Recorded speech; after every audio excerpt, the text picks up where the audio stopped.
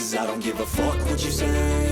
Yeah, I'ma do shit. What's going on, Wrestling Chew Believers? It's a great day in Zamunda. My name is Chris from the #Kills for Life Wrestling Podcast. Remember to follow us on all social media platforms, including here on TikTok. You are watching another edition of Wrestling Debates and Catering, episode 70, with my boy from the FTR. Follow the revolution on all social media platforms, Mr. Gary Joe. I have known Joe for a very long time. He is one of my good friends from Facebook. At first, he didn't know who the fuck I was until I was just like, I'm your biggest fan. I mean, I wasn't like on that stalking shit or whatever. But he has great takes. He has a great wrestling mind. As a matter of fact, he have done projects with AEW. As a matter of fact, the last time I talked to him, I believe he did a interview with Tony Khan. Is that correct? Unfortunately, that is still discussed. There was a hold back on that, but we got one coming up here very soon with Will Nightingale. So that was okay, that's progress. That's progress. That's fine. All right. You have quite a following on social media, so I'm basically like picking the layers of Gary. I want you to tell us who you are. How did you get into wrestling? How did you build this big fan base?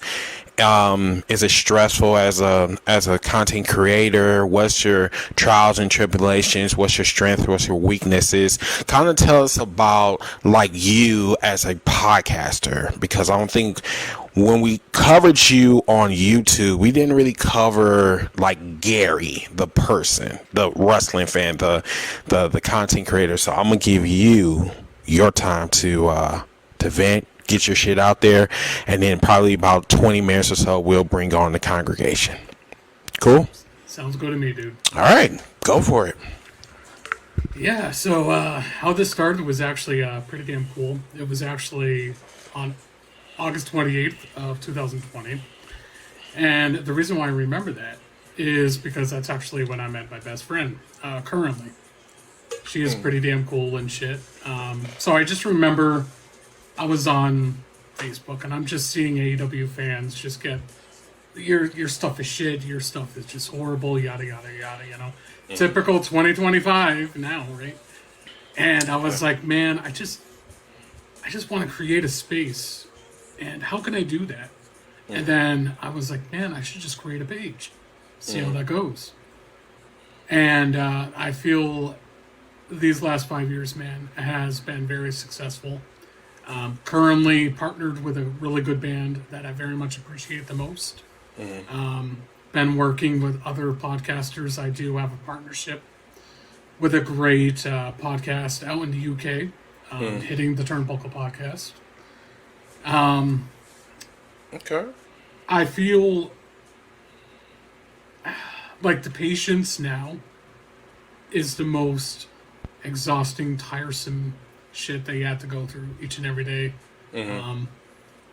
It's crazy to think that I had my previous page, Chris, I'm sure you remember that. Mm-hmm. It got hacked last April.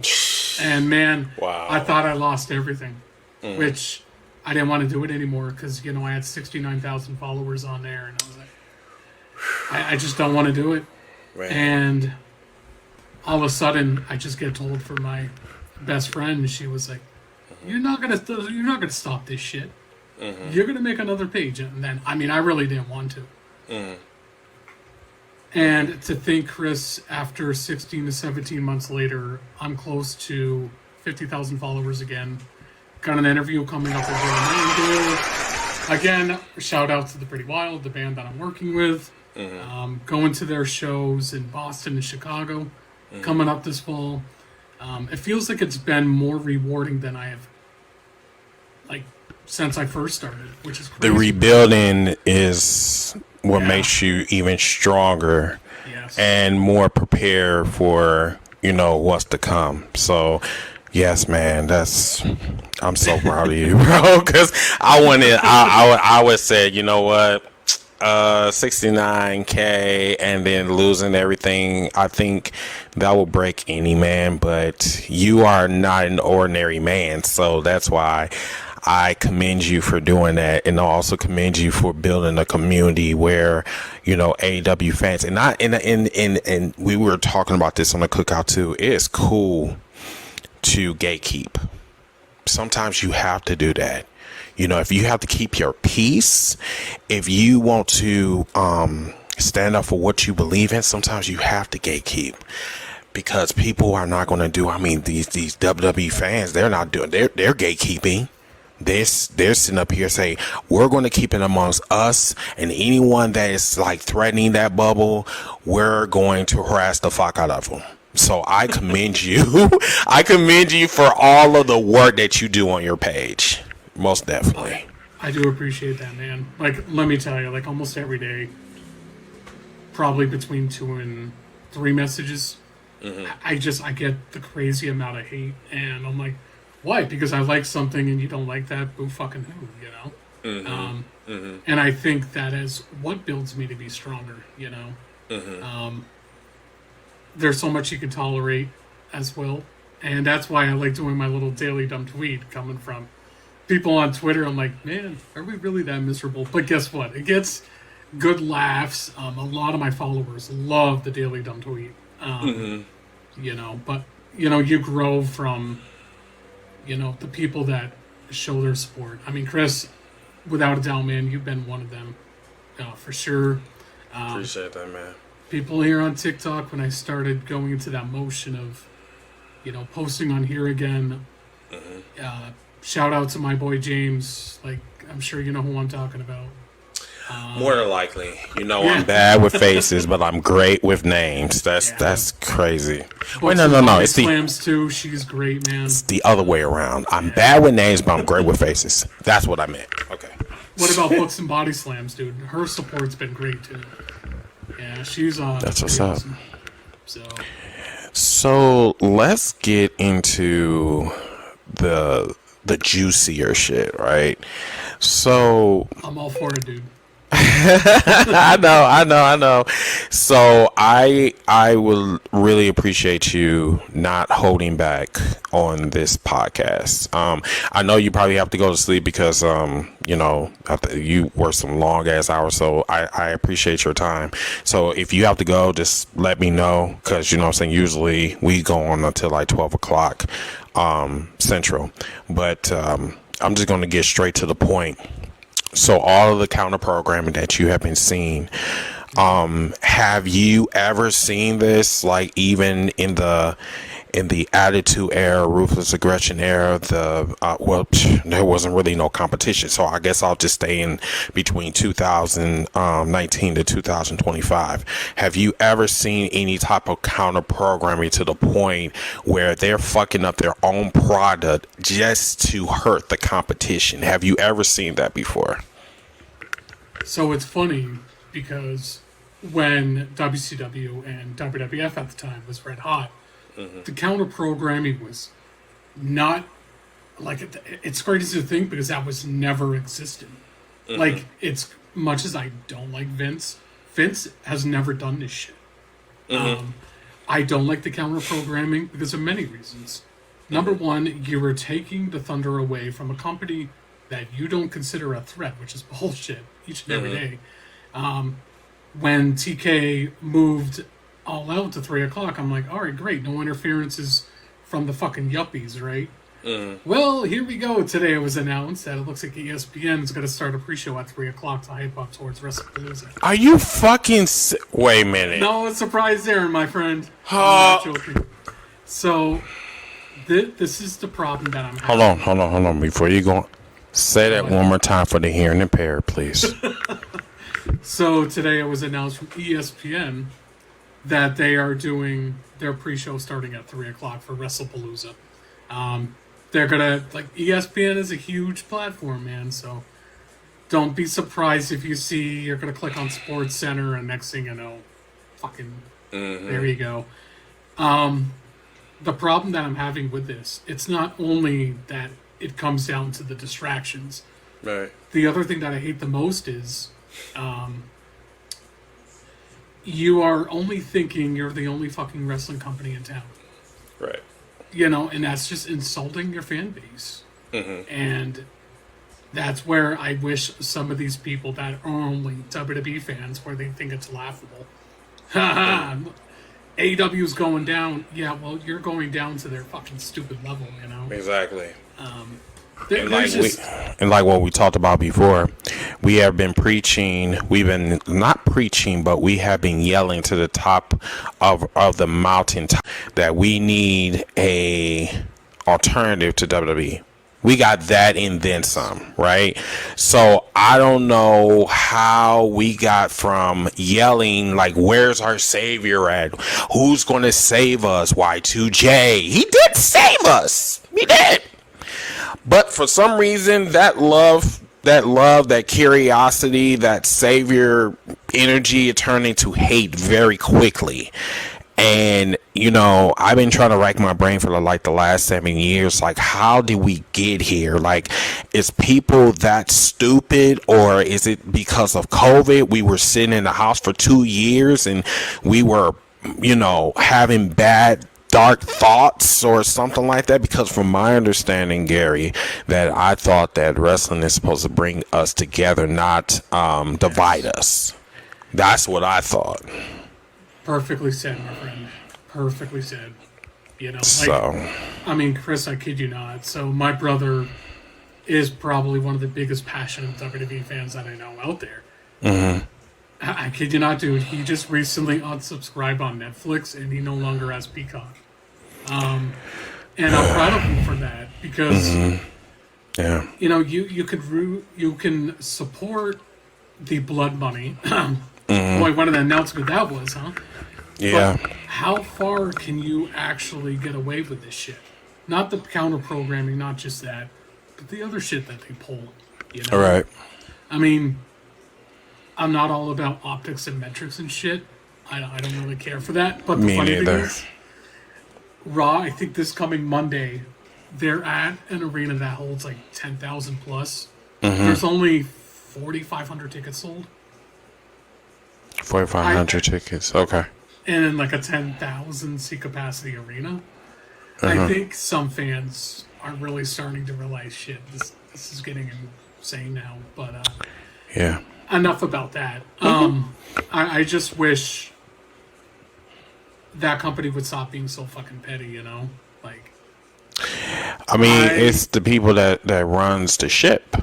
You know what I'm saying? When you have petty bed bugs or whatever, of course they're going to I mean, they're going to infect the rest of the ship. I mean, it's getting to the point where, you know, you got the captains, you know, the CEOs, the captains, the lieutenants, the presidents, now the wrestlers. But I do want to say something about the wrestlers part, right? So I stay in my lane when it comes to, like, okay, well, this person should have did this and they should have did that, and I never took a bump in my life. And I think when fans go in that direction, I think it's disrespectful. However, when we sit here and say that going to Saudi Arabia is a game changer for women, game changer for little boys, and these men don't respect women at all, you know. And granted, this is their culture. I get it. But I feel they use Bianca Belair as a crash dummy. They used her as like hey, she's going to do anything that we tell her to do. I mean, they didn't have Charlotte do it. They didn't have Becky do it. They had the black girl do it, because they know the black girl needs the money or whatever, and if she doesn't do what we tell her to do, that she's going to get fired. I just think that was a really bad image on not only in the WWE's part, but also Bianca Belair, because she's a casualty, you know, in all of this. I just want to get your thoughts on that. If you didn't watch the video, I don't know, did you watch the video about Bianca? I saw a clip of it. Okay. Well, what's your thoughts? You know, dude, what you said word for word was spot on. There's just like you're putting your talent into that position, and I mean before she even said what she wanted to say, dude, like that image where they're just looking in disbelief, like why the fuck am I here? You know? Right. I mean, I love Bianca. I love the talent, man. And I'm sure a majority of them, like, we just don't really want to stand here and sound like we're spoon fed. If you want to make sure that we're going to be on good terms with your company, you know, it was absolutely idiotic on Bianca's part. And there's only one thing that I'm hoping for. I'm hoping these women get to showcase what they're all about at that WrestleMania. I really do. Let them fucking wear what they wear now. Let them show. Like, if you want to make history to me for the women, I think that is the best way to go about it. But even though that they might cross hairs with the Saudi Arabia government or whatever, because like that might be putting them in danger. I know it's hard. But I mean, I get your point too. I mean, I get it. I just don't think that because like they like to, you know, off people's, you know, neck. So but I mean, I get the whole revolution, like saying, hey, you know, you need to be supporting women or whatever, because like what Bianca said, which is like nothing but trash. It was just, it wasn't true. Yeah. So I really think that they do need to stand up. But I just think, you know, in that particular country, I have reservations about that. So that's the only reason why I'm giving you a little bit of pushback, because it's like, okay, you know, it's just really confusing. Like, I want them to stand up. I want the women to stand up, because they're literally the backbones in WWE right now. Like, literally, because like the women have been killing it on WWE television. It's just a lack of like talking. You know, it's like no one wants to talk. Everybody wants to get a fucking check. You know what I'm saying? When people say fucking, like, the nostalgia and viral moments is what WWE is depending on right now, dude. It's so true. Like, I kid you not, I got a message from my friend Brad. Now, he loves NXT. He tells me within, like, the first half hour, he just could not get into it, and he called NXT the nostalgia extreme television for tonight because of what was happening. And again, there's, like, when you brought AJ Lee back, for example. Okay, I love it, but I don't like it. I love it because her story was amazing, man. I will say that. But I don't like it because, again, you are depending on your fucking viral moment.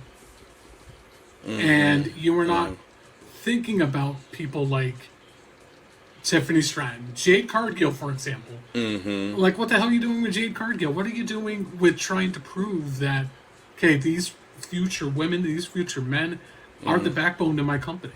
This is one thing I love about other companies besides WWE, because, man, it's just crazy how much tides are turning, you know? I agree. And again, I do wish the talent would stand up, and I think there was one person that did stand up. Which was? I think that was actually Andrade. I just... Now, I get that feeling, dude. I get that feeling. Let's talk about it. I knew that man was going to come up. So, from WWE to AEW and back to WWE, there were a lot of speculation. Like, some people said that man went back to WWE for pussy. He went back to his wife. Well, then wife, you know what I'm saying?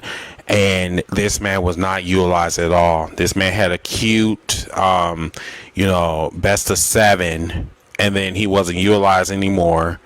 He was utilized at WrestleMania, I guess. Yeah, he was utilized at WrestleMania in that ladder match, and then afterwards, it's like he just disappeared. So my question to you is Andrade that bad? Or is he that lazy? Or is it like all this time it was his fault? Like, what do you think about that? Oh, man. I mean, speculation. I know. It's a I just felt like I just think he did not feel appreciated there, dude. Because, I mean, now. You said that he didn't feel appreciated, but where he didn't feel appreciated at? Because if it was WWE, that's a different conversation to have. see, I see what Joshi or Joshi is saying. I don't know if it's about the wellness policy test. I mean, what are we talking about here? I mean, You stupid. It's just Joshi or Joshi. I call him Joshi Washi. Joshi, I mean, Joshi. Yeah. Cool. Hello, damn Joshi. This is stupid. All right, go ahead. With Andrade, dude, and I made a video about this actually on my channel. I don't want him to be back in AEW. I really don't. I mean, didn't he burn that bridge over there with AEW, though?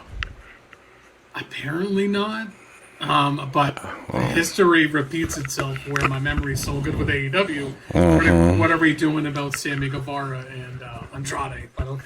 And that's my point. No. I mean, I'm curious to see what happens for sure. I mean, him and MJF has exchanging shots to one another. On social media? But, yeah. MJF Is he saying it in Espanol or he's actually saying it in English? Oh, no, in English, she called MJF a pussy. And MJF countered. Interesting. It's quite something. And I can agree with maybe CMLL, but let's say if it was actually a booking issue. The ones that have returned back to WWE, I don't care what anybody says. That company has no fucking intention of making your favorites that were there once upon a time into a prominent role. I can guarantee you, probably in a year, Malachi's going to feel the same way. Whatever you want to call him now, Aleister Black. He's going to want out. He's going to want out. You know what, to be honest with you, in so many ways, fuck Aleister Black, because he did all of that bullshit just to go back to WWE and not to be used, right? R-Truth. Talk about the biggest fumble of the That is just that's fucking insane, right? So like, I try so hard not to disrespect that man, but it's like it's so easy to do, right? So it went in stages, right? So we knew about him. We knew that his contract was going to be up this year. This man got released. It was like out of the blue, because like I think he had like another week, and then 72 hours later, during the Money in the Bank pay-per-view, he comes back out of nowhere. Then on Monday, probably the most anticipated Monday Night Raw, starring R-Truth, this man shaves his fucking hair, looking more uglier than what he was before, and now he's saying, "Hey, I'm not the truth. I'm unalive now." Okay, so what are we doing now? So you would have thought that this man would have probably got pushed to a WWE championship. So he faced his mentor, but for a non-title match, and it only lasted for 3 minutes. So now this man is going back, being F5 by the white person that literally have unalived every title reign, every WWE title reign that they had. And it's like we're back to square one. So like, what was the whole point of the audience bitching and complaining about R-Truth coming back, only for him to do the same shit that he's been doing for the last 15 years? Because they can't book worth a shit, dude. That's why I'm like, when I'm always having a debate with somebody, that comes in my comments, I'm like, what? it's fucking asinine that we can't sit and actually have a normal conversation about the reality in WWE, right? It's not just a black thing, it's not just a white thing, it's just more so a WWE thing. The reason why I get on the black folks is because it's like the black folks is more so the butt of the jokes. You know what I'm saying? Like, hey, we can treat the Negroes how we want to treat them because hey, they all know about getting money, so we're gonna give them a utopia over here on Tuesdays or whatever, so that shut the black folks up. And it has. And then if you tell some of these Negroes, like, okay, so you know they playing you, right? Because once they get their black asses on the main roster, you already know we about to have a different conversation. You do understand that, right? That's, oh, well, we'll wait. Oh, well, motherfucker, I'm just telling you that shit now because, like I said, I see the game. They are a fucking colonization company, and if you don't see that shit, you are going to get salty as soon as one of your favorites, Trick Williams, go on the main roster and literally doesn't get pushed whatsoever. And the only thing that is good about him is whoop that trick. And I'm not going to even talk about Booker T. No, not at all. Booker drives me crazy, dude. I'm sorry. And then there's Booker T, and I'm not going to even get on Booker T like that. As a matter of fact, I'm a veer away from this conversation because like every time I talk about like WWE, I just get very upset, and I'm not going to put that energy. Huh? Chris, you don't want to give him a peace prize. You don't want to give him gummy bears. No, that was like the dumbest shit I've ever heard in my life. This man got whooped in the fucking grocery store, and yet you bitching about fucking gummy bears from another company's spot? That makes no sense, dude. That same fucking week on NXT, I was watching the highlights because I do our predictions, and I kid you not, it was that fucking blindfold match with. Who was it? Miles Bourne, I think, and the other dude, Lexus King or whatever. Mm-hmm. I was like, the fuck, Booker T? You don't like that spot, but what was happening with that? Period. You know? So it's... And again, I don't mean to make myself sound like an AEW mark. That's not the case. It's just, I have my preference. We all have our preferences, you know? All of us have our preferences, but like... It's cool to ask legit questions. There's nothing wrong with inquiring. There's nothing wrong with that. But it's like when you inquire, it's like they try to make it seem like you're being disrespectful, and that's not the case. It's like we're not being disrespectful. We're just trying to figure out like, okay, so you don't like this, but then you did this like 23 years ago. So what is the difference between then and now? Like it just doesn't. It doesn't compute with me on how many times like they pivot, or some of these wrestlers like to pivot and they try to make it seem like they're holier than thou, and it's like you are sitting up here and you are lying to yourself. So when I come for your fucking scalp and come with the potatoes and the steaks and the onions and the donuts and shit and come for your life, when I come for it, please do not get mad at me, because you basically made your bed. Now you're gonna lie in it. I'm just confirming for you that you're trash. That's all I'm doing. I'm not doing anything different. It's just like Booker T does not stand on business, and that's what pisses me off about half of them motherfuckers that's in the wrestling business now. And then Stevie Richards, that man. I love Kyle's response to his nonsense. Jesus Christ. Okay. You know, the roles are going to reverse here, bro. How do you feel about these out-of-touch veterans, legends, that's always digging on the promotion that they supposedly are bad for business? It makes me sick, dude. It really makes me sick, because it's like you build your legacy on hardcore wrestling, right? You know the game when it comes to trying to get your name out there, right? Even with ECW was struggling for years, but they had the fans. They just didn't have the funds.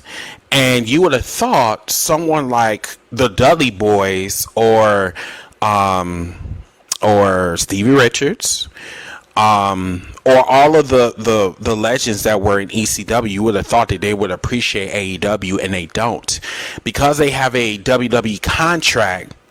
They're basically talking like parrots out of their asses. They're saying, oh, well, they're going down the drain. Okay, so tell me why they're going down the drain.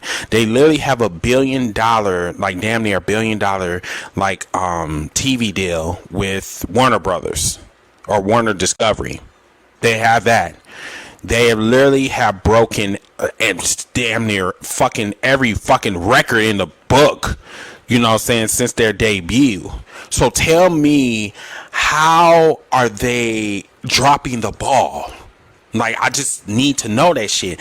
And, Bubba Ray will never, ever elaborate. That's why, and Joe, my nigga that's in the comment section right now, but he said it perfectly. He said that Bubba Ray is the type of person that would eat a Snickers upside down so he can feel the veins on his tongue. And I totally... I believe that. Because every time he gets something that is a foreign object in his mouth, and he's saying, hey, you're going to pay me for it, he shuts the fuck up and he starts talking like a fucking parrot. And it's disgusting, I mean, we're supposed to like wrestling. We're not supposed to hate it or be divided. Like, what are we doing? So, I don't know, bro. It's just fucking insane. But I do want to go back to, because we haven't talked about this, right? The WrestleMania, going into Saudi. What are your thoughts on that? Like, do you think that this probably the WWE has really been on some disrespectful shit this year, and we have not called them out on it at all? Like, seriously. I mean, you see what they did with Minnesota. You see what they did to New Orleans. That was two cities that they decided to back out these deals. But New Orleans literally had the deal and was taken away from them because, hey, they was like, hey, we're not going to make all of this money. And then there's too many Negroes that's in your city. So we're going to go back to people that look like us. And we're going to go over there to the middle, the desert. And we're going to have the same WrestleMania that we had last year. Or did this year. Like, what? So, Chris, if you think about it, dude, within just 9 months, this company, I'm not just saying this, from man to man, from our followers to followers, sure, it really fucking believes this company is feeling like late WCW before it went out of business. 2000? When they were making so many mistakes. Mm-hmm. You brought up the whole thing with New Orleans. That city has been devastated probably since Hurricane Katrina. And yes. You're doing that. You're taking that away from them. Oh, here's our little apology letter. We'll give you money in the bank. Nobody fucking wanted that, dude. Right. And then you bring back a sex trafficker that's in the middle of a lawsuit. You decide to be like, oh, hey, we only care about money. And you know what we're going to do? We're going to take that Saudi money, and then we're going to give everybody a repeat of fucking Las Vegas. Like, there is just so many ass backwards things, dude. That's why I'm always thinking to myself, who can defend this bullshit? And this comment here where King John says, was saying you sold out. The people that are saying that, do me a fucking favor. Don't say it. Make the actions. Do not go to their shows. Correct. Stop purchasing their shit. Stop speaking your voices. They don't fucking care. Right. Maybe because there is actually an owner that does care. I mean, he gave me a fucking free 1 month on my Ring of Honor Club because there was a mistake with, Death Before Dishonor. So, okay, thank you for that. But it's just the little things, man. I feel you. It's insane to me, and I speak this shit because I love wrestling like you do, Chris, like Mid-South, like everybody here. But there's just so much you can defend on a company that is just so bloodthirsty for money. It's insane to me. And then with the counter programming, it's It's wild. Like, I mean, these motherfuckers, if AEW started at 12, they'll make sure to break their necks to start at 12 as well. At this point, it's really starting to get just downright ugly now. Because it's like they're following them wherever they go. If they go on Sunday, they're going to go on Sunday. If they go on Saturday, they're going to go on Saturday.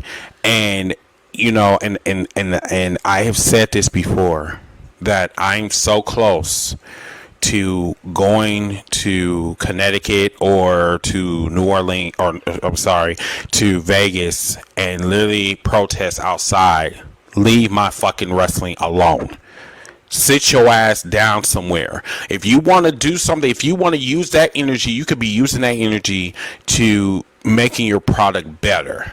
You know what I'm saying? But they don't want to do that shit. And that's why we always be telling our viewers, we tell our fans, we tell them that we can only do so much. We have a platform where we're giving awareness, but then at the same time, you have to also be the engine that is running the truck. You have to be, because they're not going to stop.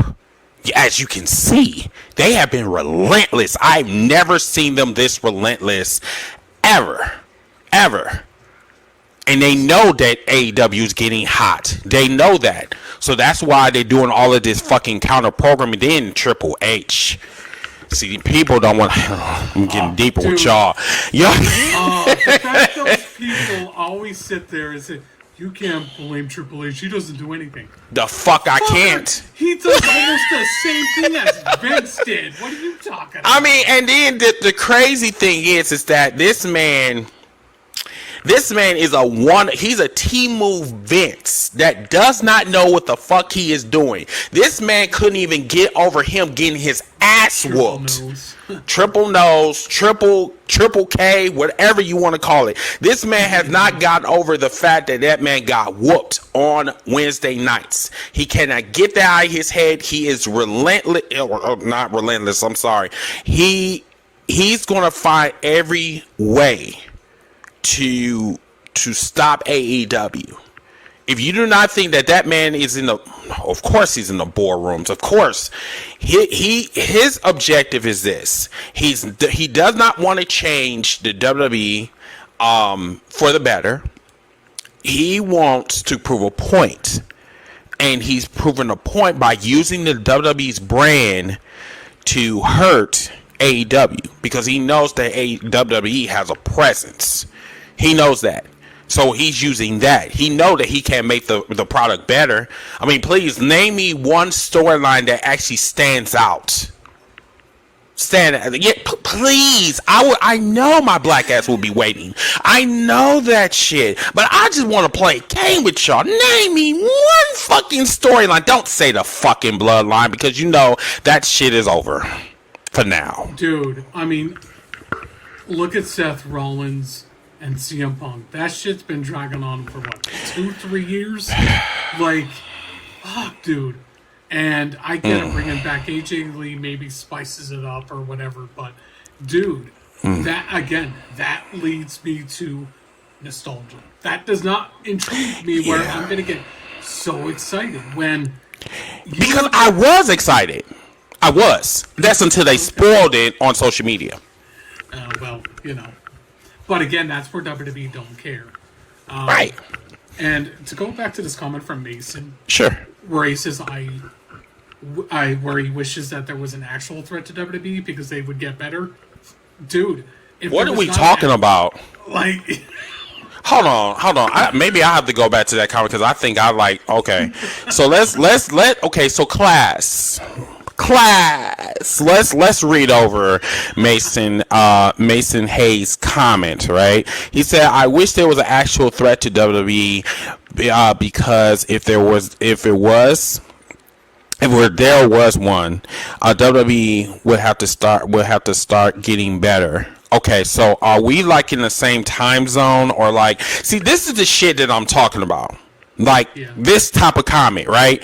So you want to be disrespectful, right? But you are not in tune with reality, right? So you know when you counter program me, right? You feel in some type of way, right? You want to get the attention versus your threat, right? So I don't know if you have to use respectfully and disrespectfully, of course.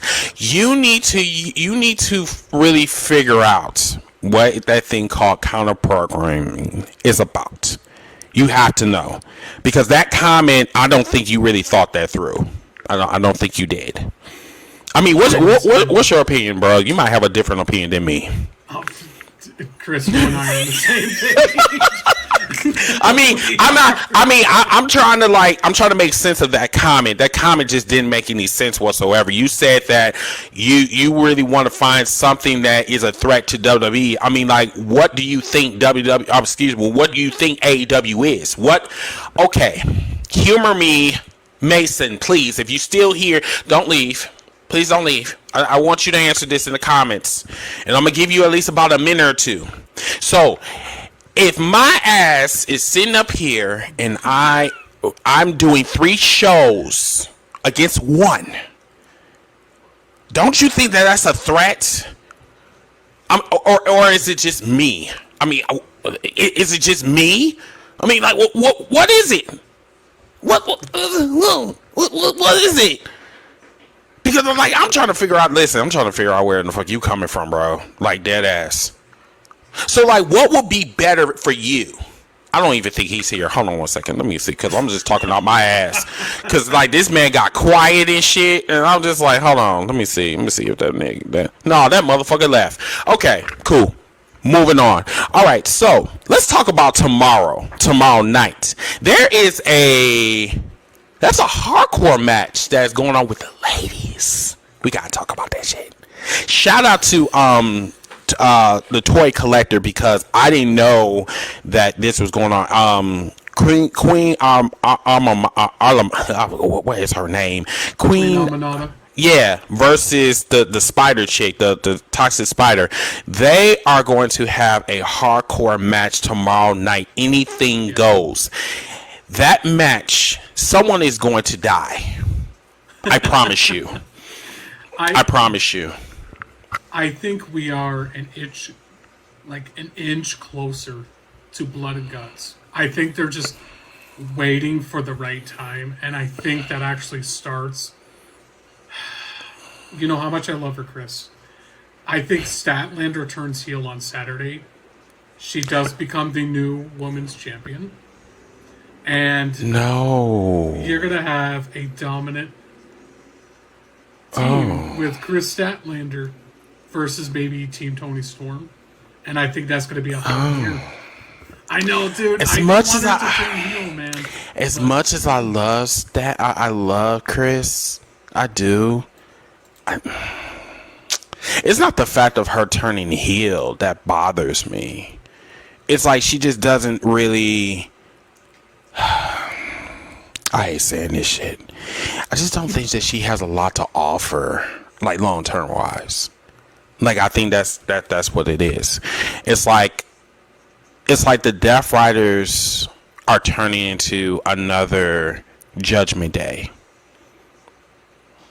I see, and that's where I'm hoping she doesn't join the Death Riders, because, man... I know that's controversial, but I mean, it's just like the parallels are like kind of uncanny almost.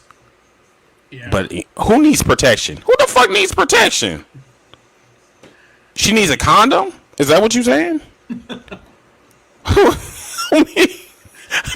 I don't think that's what my brother Mid-South meant. Wait, I'm trying to figure out who needs protection. Who are you talking about, Mid-South?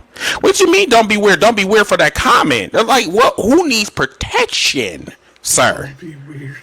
Shit, the fuck? You talk about don't be weird. Like, I need you to stand on business with that comment. So who are you talking about that needs some assistance? I read what you wrote. This motherfucker. Let me ask the chat, should... Hold on a second. Let me go back. Okay. She said she needs protection. I don't listen. No. Say the fucking shit. If you have the energy to say that stupid shit in the text, say it again. Say it again so I can see it, sir. Shit. The fuck? That's all. Okay, then don't bring it up. Then shit. I was trying to be a dick. Oh my god. Like I don't want. I'm trying to figure out. Like you said, she needs protection. Okay. You know what? I'm not gonna talk to him. Gary, do you know what your friend was talking about? Because like he's just like up in the clouds somewhere. Like, do you know what he was talking about? Maybe he might tell you. I mean, if anything, like, I just think you need, like, when you were actually, if you do a blood and guts match, you need the muscle to be in that match. You need to have that dominant one to be part of that. I mean, granted, there's Megan Bane, but I just, I just think something needs to happen with Chris in this match. Dude, I've been wishing this since she lost the TBS championship.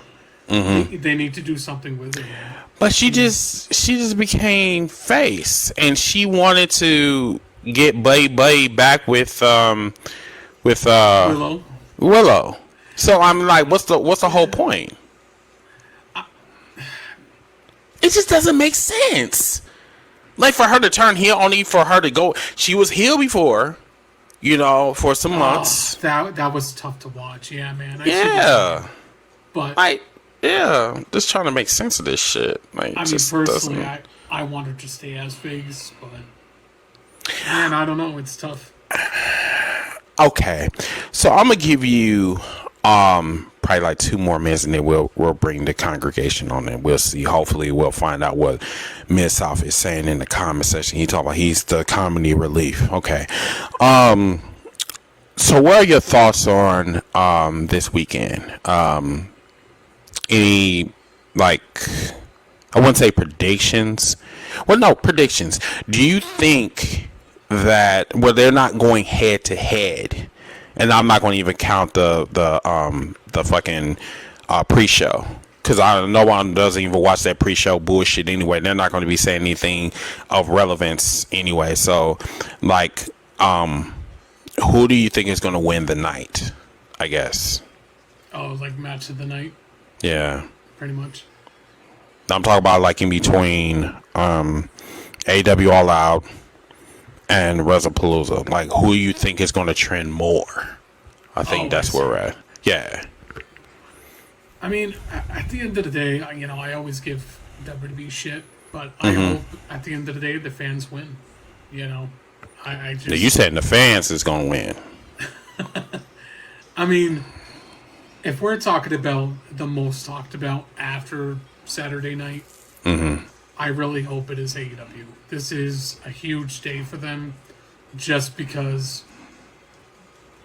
they've never been counter-programmed up against WWE's main roster.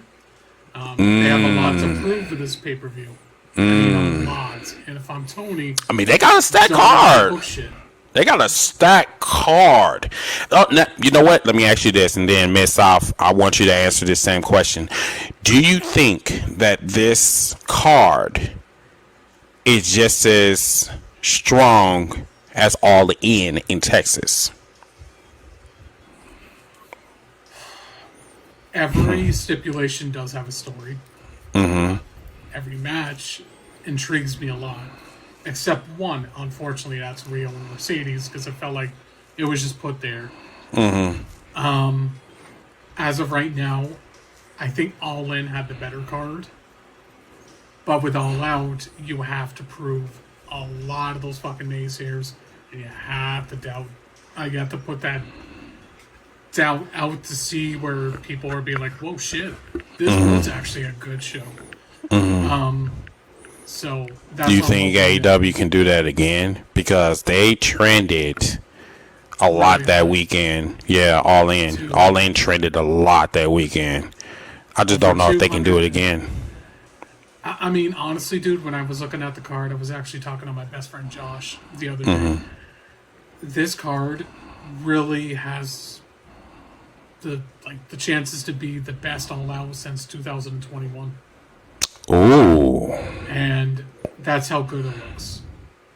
I don't think nothing could ever top All Out 2021. Yeah, 2021, which is legendary, bro. Like on so many levels. I wanted to go to Chicago so fucking bad, but I mean, you and I are neighbors, you know. I mean, I know, right? I mean, you can always come down to Milwaukee, and where I can always come down to or come up to Minnesota, because you and Light Skin Gougen is actually up there, so that would be super. Yeah, Light Skin he's in Minnesota too. Yep. I was talking with him that I wanted to come up and see him and kick it with him one weekend. But shit, he got a weird schedule, but I don't know if there he is right there. See? Look at it. It just pops up.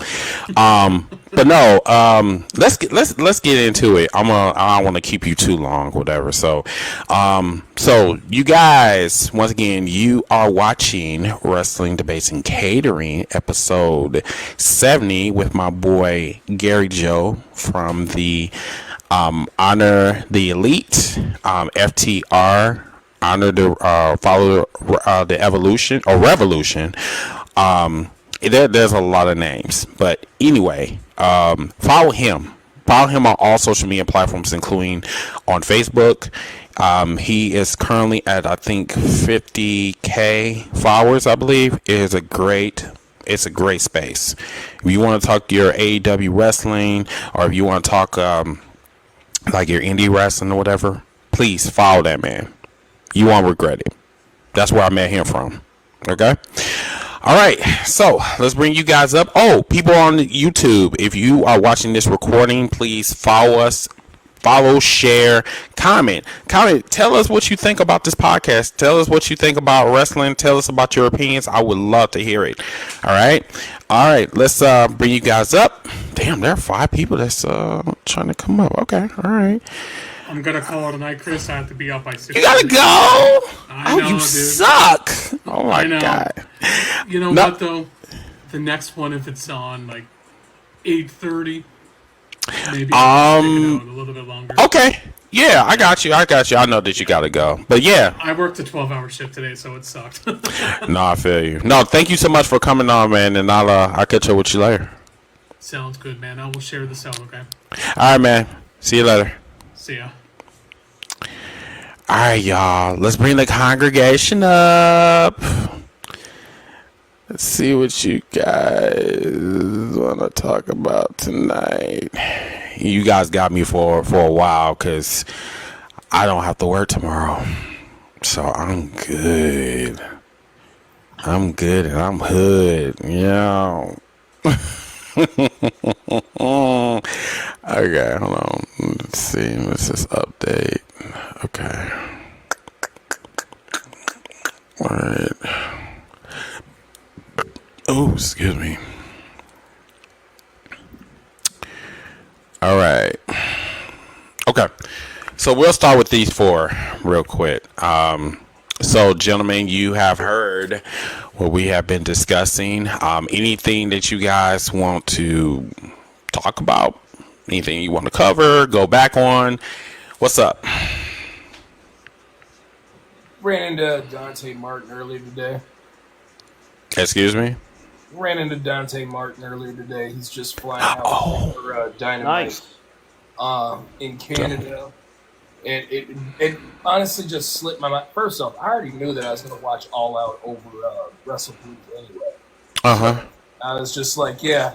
I told him I'll be at work while the show's going on, but at the same time, when I get straight home, I'm watching it. So.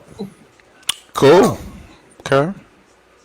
But yeah, he's just, ready to get the show done and then ready to come back and relax all the way back home in Minnesota. So. Yeah. Okay. Cool. Anybody else? As far as All Out matching All In, it's not going to match what All In was. All In was basically the show of shows for AEW. All Out is, it's your standard B-level pay-per-view, but at the same time, look at the matches that are being offered on the card. Like, seeing a young star in Kyle Fletcher come and grow into his own. Kyle Fletcher is young, he's exciting, he's something new, something fresh, and that is what we as wrestling fans have been clamoring for. Right. This entire time is for somebody to generate new stars. And while there's people out here on this app that are talking about Hangman Page's title run feels flat. It's like, define flat, because when Cody Rhodes started his title run, he was fighting all of Roman's leftovers. Right. So, do you want to see him fight Jon Moxley's leftovers, or do you want to see him compete against younger, up-and-coming talent that you don't normally see? Like, yes, Kyle Fletcher is the TNT championship, but it doesn't. Kyle Fletcher is the TNT champion, but it doesn't diminish that championship at all. Right. All right. Now, if anything, he'll help elevate that because he is actually challenging for the world title. So, as far as I'm concerned, I think All Out's going to be a great show. I do have a question for you, Lightskin, before we go to the next person. So, my question for you directly, why do you feel there's fans that don't respect the grind that AEW is showing us? Like, we're seeing new stars being established, you know, coming from the tag team division and working their way up like they should be doing, like they did in the older days, right? So, like, why are they not respecting, like, Kyle Fletcher's, like, rise? I mean, it's been a beautiful thing to see. I didn't think that he was going to get this far, but this man is very talented, very talented. And then we have people like, who said that shit? I think it was, what is his name? I can't stand him. The one with the glasses. I can't think of his name. The fat dude. The one that's never had a McBooby in his face. I don't know. No. The one that got all them comic books in his house. Comic books, the wrestling books, whatever. What is his name, y'all? I don't know his name. For all I care, his name could be Steve. I don't care. No, he's a podcast. What is his name? I know who you're talking about, but at the same time, you know. Basically, he said, basically, Cornette. Yes, that's what I was trying to say. I couldn't get it out. Cornette basically said that he doesn't like Kyle Fletcher. Fuck what Jim Cornette says. I mean, yeah, I don't give a fuck. I'm just like, just putting references down.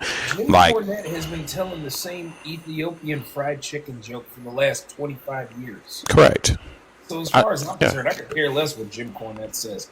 AEW is not for Jim Cornette. Jim Cornette wants to watch dudes with 80-year-old mullets and body hair and, you know, that look like they're wearing a sweater when really they're not. They're bare chested. Yep. As far as I'm concerned, to hell with Jim Cornette. Got AEW is what it's advertised as. It is for the sickos. It is for the wrestling fans. Right. And to answer your question from earlier, mm-hmm. It is, you know as well as I do, we are living in times where we often compare certain people to that of cults. Right. It is hard to do years and years of brainwashing after they have been indoctrinated with this one singular belief that WWE is the only professional wrestling that matters. I mean, we've talked about it in the phrases that they say on commentary. We talked about it in the things that, you know, triple fraud Paul Levesque has said in press conferences. After them 750 million times, he said, "This is what we do. This is what we do. This is what we do. We do what we do. This is what we do." How many times can you repeat yourself over and over in the same press conference? I mean, I thought they don't do press conferences anymore. Like, why are we? I just came across a video where they basically clipped every single time Triple H says, "We do what we do. This is what we do. We do what we do." And then I believe. And what do you do? Who responded back? What is it that they do? What exactly do you do? They do doo-doo. Yeah, it smell like doo-doo. Exactly. Yeah.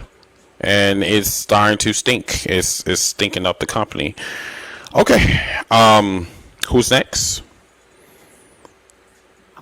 Yeah, I just got a question. About Go ahead, brother. With All Out. So, what is the ideal ending for two matches? I got two matches I want to ask about. Mercedes and Rio, and the Syndicates versus GOA and Ricochet. What is the ideal ending? Oh, that's a good question. The idea is that can Mercedes pretty much keep her TBS title reign going? Because remember, she has a certain amount of days, if I can look it up, before she breaks Jade Cargill's record. Yeah, Mhm. like I think 15 or 17 days. Because Riho is pretty much a viable threat. Like everybody's, oh, She is. Riho is a viable threat, no matter who you're not going to convince me that she's not. Plain and simple, you're just not. Yeah, because that she might be small, but she reminds me so much of Asuka, but just not the technical part. She's very quick. She's very, very, very quick. You got to remember, this is the first AEW women's champion for a reason. She's that good. So, yes, put some respect on her name. But I think that's going to be an awesome match, though. I'm not going to lie to you. It's going to be days she breaks it. I think Mercedes is going to win the match, but at the end of the match, the person that's actually going to beat her for the title will likely come out, and I'm still stuck in my mind on who I think that person should be. But I think she's going to get confronted by the person that's going to eventually take the title from her after she beats Rio. So is it going to be somebody new, like a new release from WWE, or someone outside of like someone from the indie scene? Like, who you think? No, I feel like it's either going to be Shuri, or it's going to be Willow, or it's going to be Willow will be dope. Yeah, or Jamie Hader. Because they still got to run that back, too. Like, them two got, like, a rivalry that we have not been talking about. And it goes all the way back to Japan when she injured her ankle. And that is a storyline that can definitely pick back up. So, most definitely. That was another one that you was talking about. The Gates of Agony versus the Her Syndicate. I think that one is very intriguing. I think, I really believe that the Gates of Agony should win. I think they should win. Would that In put a lot away of the ways. stigma from Bobby of not, losing to younger talent or other people? That fake rumor that was out there saying that, oh, Bobby and the Hurt Syndicates don't want to lose. They don't want to take the pin. So would that be a play on that dirt sheet rumor? It's a possibility, bro. Like, that's a good question. That's another good question. Because they are upcoming. That makes no sense. Yeah. Shelton has taken pins after pins. Yeah. No, we're talking about we're talking about as a tag team. We're not talking about individually. We're talking about but as a tag team. tag team, MVP wanted to work with the Gates of Agony. They wanted to put them over. Mm-hmm. That was, the misinformation that people were spreading, like, oh, they don't want to do this, they don't want to do that, and Yeah. MVP said it. He's like, no, it's the Gates of Agony, and I think it was Private Party at the time, and I think another tag team or something like that. So, I mean, that's something that could happen. I don't know what's up with Private Party.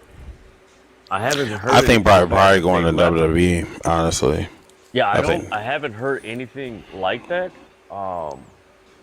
I mean, the way AEW is rolling right now, hell, they could probably pop up at All Out and probably join Ricochet in the Gates of Agony ooh, or something.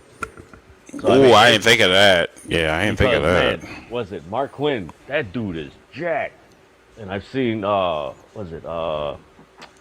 it, his partner. freaking- Isaiah Cassidy. Yeah, there you go. Isaiah Cassidy. Like, he got a little, swollen and everything. So, I mean, that's a possibility because it looks, the way they were promoting tomorrow, September to Remember, it's heavily focused on the tag team division. Like, them vignettes were fire. So it's like, okay, they're reestablishing, interest in the tag team division, and of course with the Young Bucks bringing back being the elite. Yeah, and then on top of that, this is the go home show as well. Yeah, and it's a three. I totally forgot. It's going to be a 3-hour show tomorrow. See, I didn't know it was 3 hours. I'm glad I took off tomorrow. There's 9 matches. Ooh, Jesus. Yeah, I was like, because I kept on seeing the tag match. I'm like, wait a minute, 1, 2, 3. Yeah, I think it's no 4. collision. Yeah, No then I see the other match. Collision is next. Okay. Oh, wow. Okay. So it's. I'm here for I it. mean, Shit. I wouldn't be surprised if the. Actually, I don't even care who the hell wins that match. I just want it to be good. That women's match, I really want to see that hardcore match. I need to see that match. That match is going to be, oh my God, it's going to be an ugly match. Oh, yeah. But no, Mercedes and What's up, Chase? Rio, I mean, Mercedes is going to win. I mean, the thing is that hopefully Rio not necessarily keeps up with Mercedes, but it did seem like her timing was off because she hasn't been there for a while. So I hope that, like, the timing is, like, they're compatible for each other as far as the presentation to us. It's like we know what Rio can do, but it's like, man, she ain't had them reps, and it's like, man, should have, should AEW or TK should have, booked this match now or waited, a little bit, like a month later, let her get, familiar and everything. But it's like, it is what it is. So I mean, both matches gonna be good and everything, and I think with the little nugget of Daniel Garcia joining the Mox Riders, and then the tease of Chris Statlander joining, which I don't think that's happening. I think Jamie Hayter's going to join the Mox Riders. Because why? If you notice, What's up, Russell Thomas? They put Daniel Garcia, who's pretty much creatively has been presented very like isolated and kind of like stale, and Jamie Hayter is kind of like in a similar position. Like, interest is great, work is great, but it's like creatively, it's like there's something like she's just there, like she's not involved. And I think they're using the Chris Statlander angle as a swerve because nobody's gonna expect it. Jamie Hayter joining the Mox Riders. So I have a question. You mentioned about the staleness, right? So, just like a champion, like we always say that everybody is not made to be a champion. So, if one of the favorites are not getting pushed, or the people that used to be a favorite is not getting pushed, are we going to always complain about it, or are we going to like just know that, hey, well, this person just can't be pushed right now because, like, saying, like, AEW is stacked. So it's like, are we going to keep that in the back of our minds? Because it's like we always going down the list of the roster, like, okay, this person not getting pushed, this person not getting pushed. Like, so, like, how do we come up to the conclusion that there's just some wrestlers that just maybe they just can't cut the mustard? Well, the thing is, like Mitsoff always says, and we both agree on this. Everybody can't be champion at the same time. And there's a difference between being pushed and being involved. Those are two totally different things. And I think in fandom, we kind of convolute those things and put them together, which they're totally separate things. And if you look at it, Daniel Garcia wasn't primarily involved in anything. Same thing with Jamie Hayter. They're just there. They're not involved in anything. And I think that's the thing that you got to look at is like, you want more people involved in stuff. And then from that involvement, then you're able to see who will get that push or who should be pushed and everything. But it's more like you got to get involved first in order to get a push. That's the thing. And Jamie Hayter and Daniel Garcia, a lot of people love them. I enjoy their work and everything, but they weren't being involved in what we see, whether it's Dynamite or Collision. But now you're starting to see them more and more. So it's that aspect, just getting involved more. Got you. Okay. Anybody else? Any comments?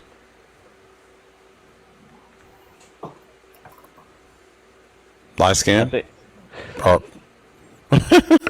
No, you know what it is? I think okay. I'm not watching WWE. I know Gaijin isn't. I know Mid South isn't. I know you aren't. This is the effects of not watching WWE. We're just chill. We're not No, proud of because anything. what I was gonna do was I was gonna shift the room a little bit and talk about some old school wrestling because I was gonna do that. I'm gonna make sure I keep this shit fresh because yeah, I don't watch WWE anymore, so that's why I'm Nah, like, it's.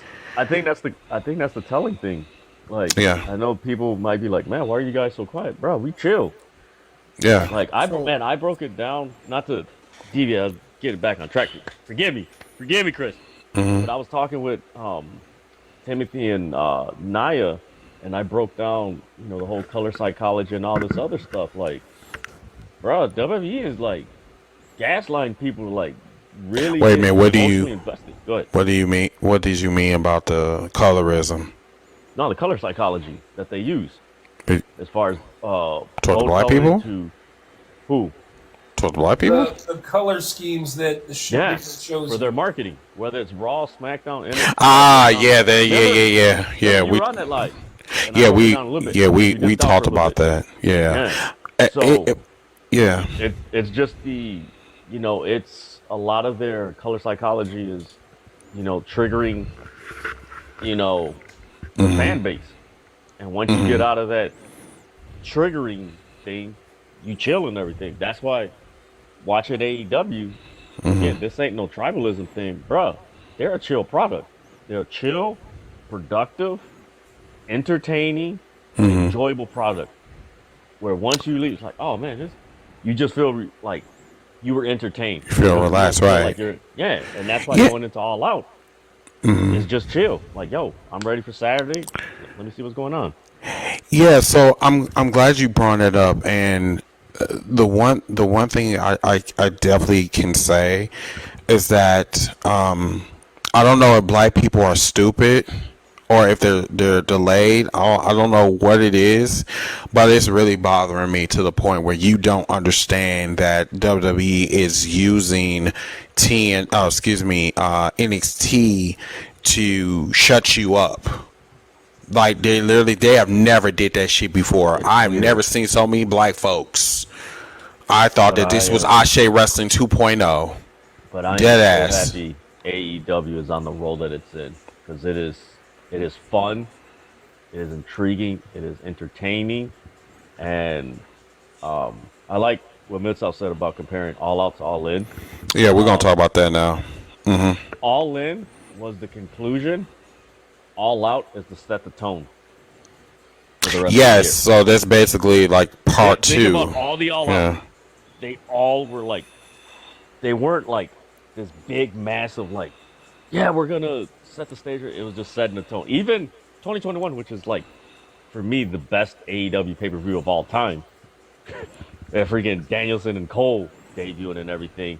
But that, like, it was massive, but if you really look at it from a creative standpoint, it set the tone. And everything. And that's what it's I doing agree. and everything. But no, let's talk about Miss South's inquiry, comparing All In and All Out. All In, once again, I'm gonna stand on business when I say this.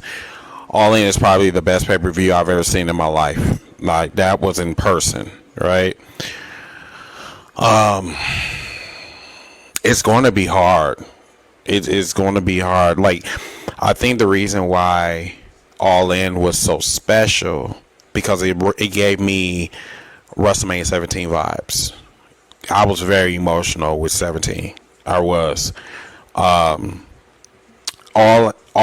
Out is really like bigger and badder. I think that's what it is. It kind of reminds me of WrestleMania 3. Bigger, badder, and more bloodier. I think that's what that's going to be about. Because if you really look at it, there's a lot of gimmick matches in All Out. So there wasn't really like a lot of gimmick matches that was on All In. So it's like it's just another extension to All In. So if that makes sense. I didn't see all of WrestleMania 3. I just seen let's see. I seen 100. Yeah, I I was seen. baptized in that damn WrestleMania. I saw it so many times. Oh no, not baptized. Oh. Man, I was. Let's see, that's 87. I was 5 going on 6. No, I was 5. I was 5 years old. How do you remember being drenched in water? Bro, I remember that. I remember. Unfortunately, I used to have the VHS actually recorded with the pay-per-view Oh. introduction and everything. But I remember that whole build and everything. That for me, that's the template of any big event. That WrestleMania 3. That was the template. What's up, man? Spectacle show. Okay, so the reason why I put that in the comments because it was based off of what you and Gary Joe were talking about when I think you asked the question, will All Out be as good as All In or some variation to that? And the reason why I wanted to talk about it is because, first of all, no, I don't think it's going to be anywhere near All In, and part of it is what you both of you mentioned. But the thing that I was thinking about when it came to All In is that you had a build all the way to the main event. Yeah. Every match had filled with storylines, but it all culminated with. Let me get through this. The main event. Just think about this for a second. Normally, at an AEW pay-per-view, the main event means it's the world title match, and that's the main story. That wasn't for All In this year. It was about more than just a title. Now the title, actually, it wasn't. The title coming out of the briefcase was at the top, but just below that was Hangman beating Mox for the title, was ending the Death Riders, was Hangman finally getting back over the top, was Darby Allin finally coming back, was Swerve Strickland, was he gonna cause Hangman the match? It was all kinds of things.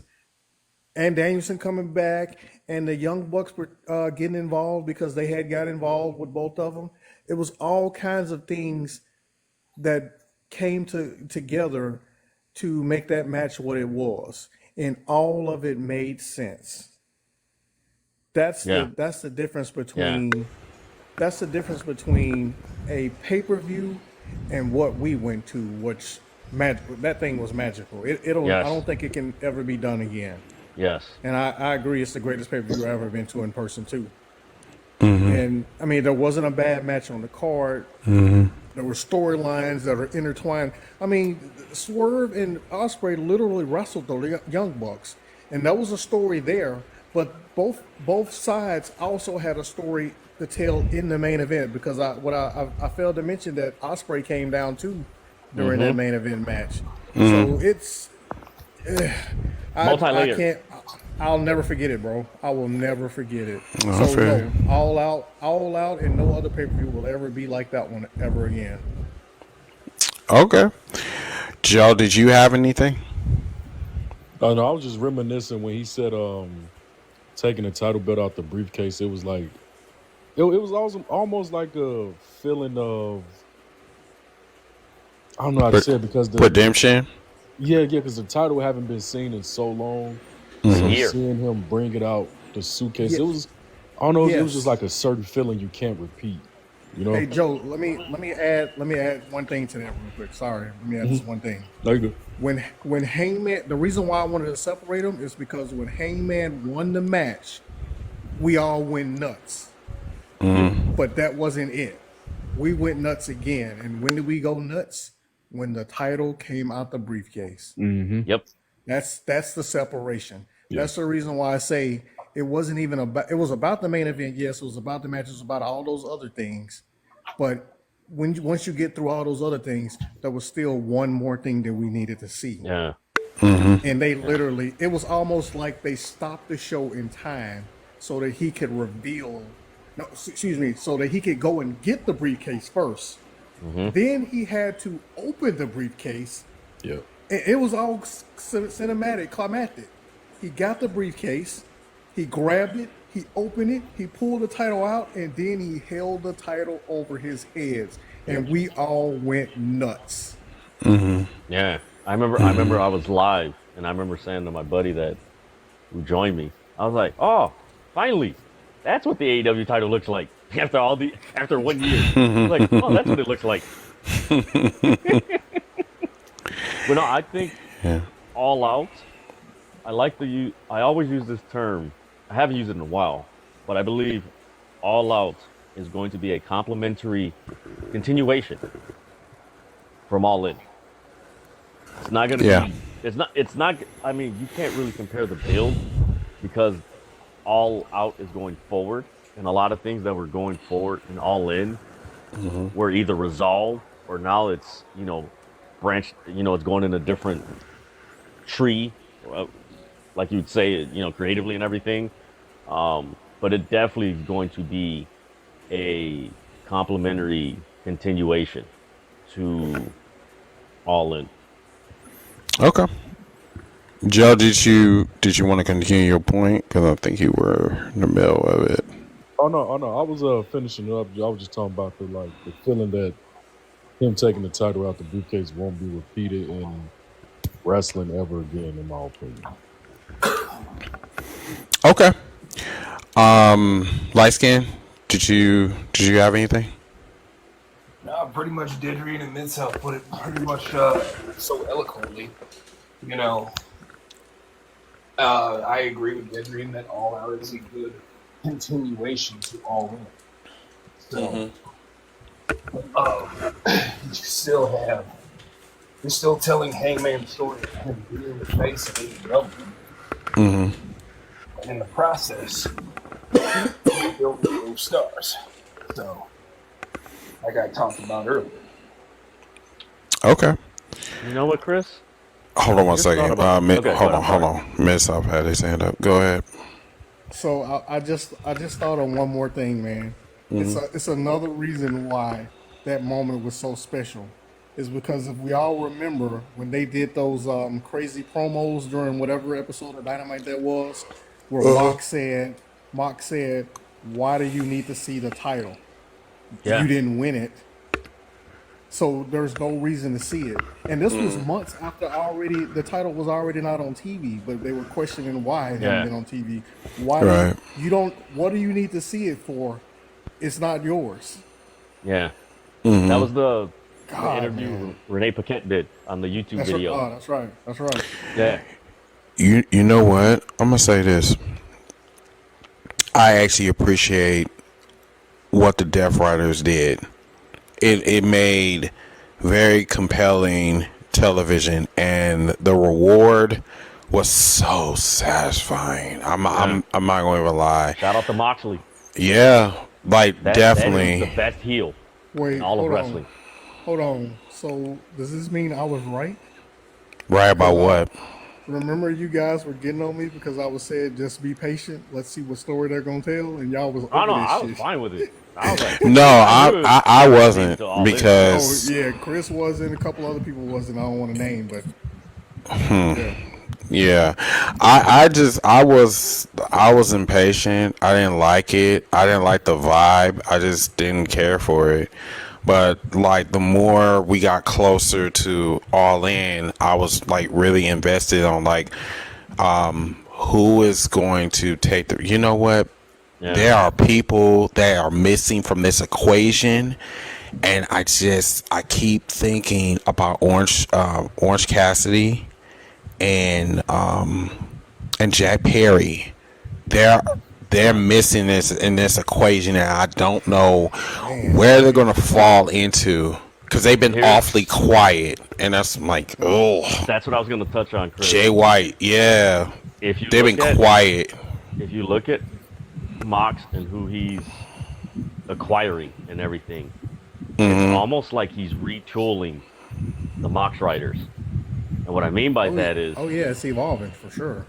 It's evolving, but I think he's going to phase people out. Yeah. I think he's going to phase out Claudio and Pac. Okay.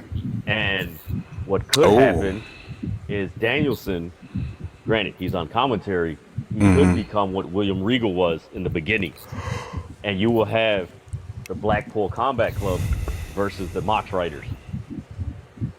Ooh. Where you're going to have kind of like a mirror image of both groups. And there you go. So I think that's a possibility and everything. Yeah, that could work. That And can. Jack Perry's coming back as a face. He ain't coming Yeah. back as a heel. No, he's. I think, you know what? I wouldn't be surprised if he shows up on Saturday. I wouldn't be surprised. Ooh. That and you know what? What was I gonna say? I'm glad they mentioned Jay White because we also got there. Maybe it's me, but there's a lot of teasers going on in a lot of AEW angles that's heading into All Out and then of course Full Gear because you got the promo that Juice and Austin Gunn made where man we got one ace up our sleeve, which was right after the Ace Austin promo on Collision, and it's like, wait a minute, we gonna get And you know what? You know what? Not to cut you off, but I have been missing Collision, and a lot of gems have been going on Collision. There's a lot. Subtle, man. So you have that, and then of course you got this whole. Ever since this guy, what is it? How do I put this? He left WWE. You got these teasers of LFI and Andrade and everything, and then LFI's been getting a lot of. They've been posting a lot of stuff with LFI and Ring of Honor and everything. So it's like, yo, are we gonna get like this really badass Hispanic faction in AEW? And it's like, okay. There's a possibility. This looks good. Exactly. I was gonna say something else. What's your power level? It's very low. Shit, I'm tired as fuck, bro. I was gonna I had to ask. throw that in there, man.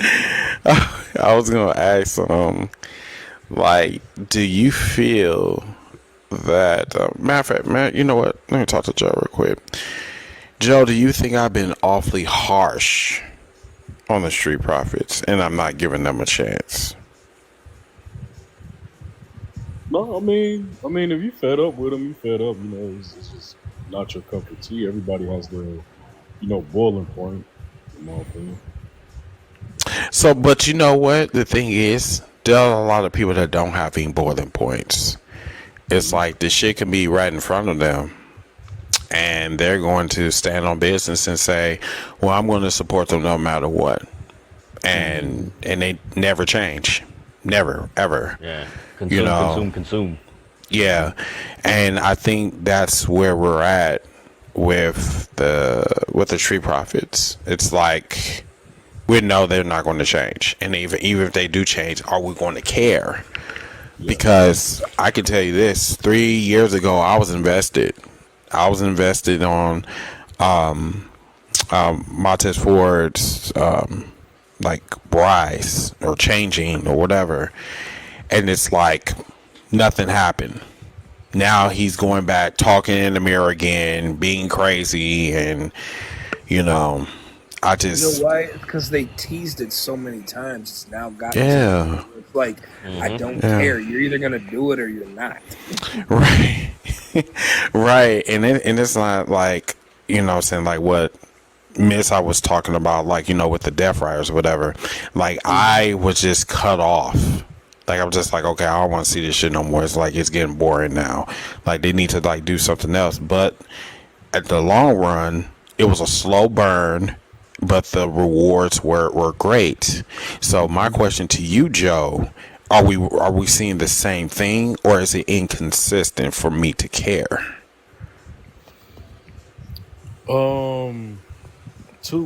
To be transparent, like you said, like Lightskin said, they teased it too much. They should have been pulled the trigger years ago. Like I said, at this point, their storyline or the heel turn or the breakup is only for their personal fans, not all wrestling fans at this point. So that's how I feel about it. It's just for the people that's like, hey, I still like the Street Profits. They gave me a lot of good matches, a lot of good memories. The storyline is for their fans, not so much as like the everyday consumer or just a mainstream consumer, in my opinion. But it's like you talking like this is a funeral. It's like we're seeing the death of the street profits before our very eyes. I mean, is that valid, or what? am I? What's You know up? what, Chris? I'm sorry. No, go ahead. It's equivalent to, I want to say, correct me if I'm wrong, guys. Maybe it was the 7 year or 8 years that the New Day and the Usos were feuding, to where it got to the point where you didn't care because it's like, okay, you're not going to push anybody else. You're only going to use them. Whatever. And, people started watching other promotions and tag team wrestling, which is what contributed to AEW and the Young Bucks emphasizing on tag team wrestling.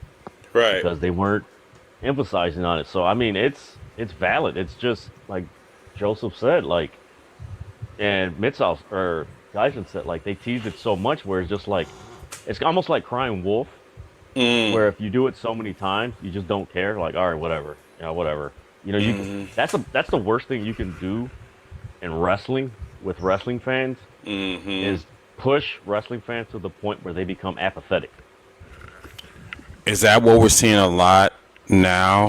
Like the boy that cried wolf. Like, we're gonna push it, and I keep telling you I'm gonna push it, but then I don't push it, and then when I push it, no one, like, people ignores you. So, like, why is WWE doing that awfully a lot in this era? Like the boy that cried wolf. Man, their greed, their arrogance, their pride, and just the philosophy they have, the new people have, not just Triple H and Nick Khan, but the other people, that they're so driven on just like the attention they receive, the notoriety, like that's what their whole focus on. You see that in all their interviews and everything. And I think that's what's happening is when you focus on that, you blind yourself from the details. What happened with Bischoff and Ted Turner? And they're not seeing this. Are they oblivious to this, or like what? Remember, they don't see color. Well, yeah, I know that. I mean, shit. When you have that mentality, you have that mentality that, or that, ideology that you don't see other people's experiences. Mitzoff, you know this, watching wrestling back in the day and everything. Wrestling's all about experience, a variety of experiences you go along with during a wrestling show. But if you don't see a certain portion or any marginalized groups' experiences, whether it's black wrestlers, Hispanic wrestlers, Asian wrestlers, South American wrestlers, then you're not gonna tell, these different experiences culturally, all these different wrestlers. So you're only gonna tell a certain type of story that you're gonna try to push with everybody, and it's not gonna click. That's what's happening. I do have, Rinse and repeat. I do have a observation, and I don't know if it's going to come true or not. Someone made this comment that WWE is one mistake away from destroying their entire company. Do you think that the ticket prices is going to be the cause of that destruction? One of. What's up, Carlos? How you doing, bro? It's leading that way because Raw, me and Gaijin were talking about it a couple days ago, that Raw, like, it's 2 weeks away and they have like over 2,000 tickets available. And that's rarely happened. And you're starting to see that more with SmackDown and Raw. So it's stuff like that is starting to happen more frequently. Shit, And man, I'm with you. It's gonna be a slow process. I think I shared this, was it last month or something like that? Like, it's gonna be similar to WCW, where it's not gonna happen overnight, but it's gonna be a continuous build, and it's gonna be a accumulation of a lot of little things coming together that's going to lead to them just, a severe decline. Yeah, because like they keep screaming, we want to maximize the profits. As a matter of fact, I want to bring this up to you guys. I want to see what you guys think about this. Matt Hardy recently said that I don't know if he was sucking TKO's Wang. I don't know what it was, but I never really cared for Matt Hardy anyway. I always thought that he wasn't very bright.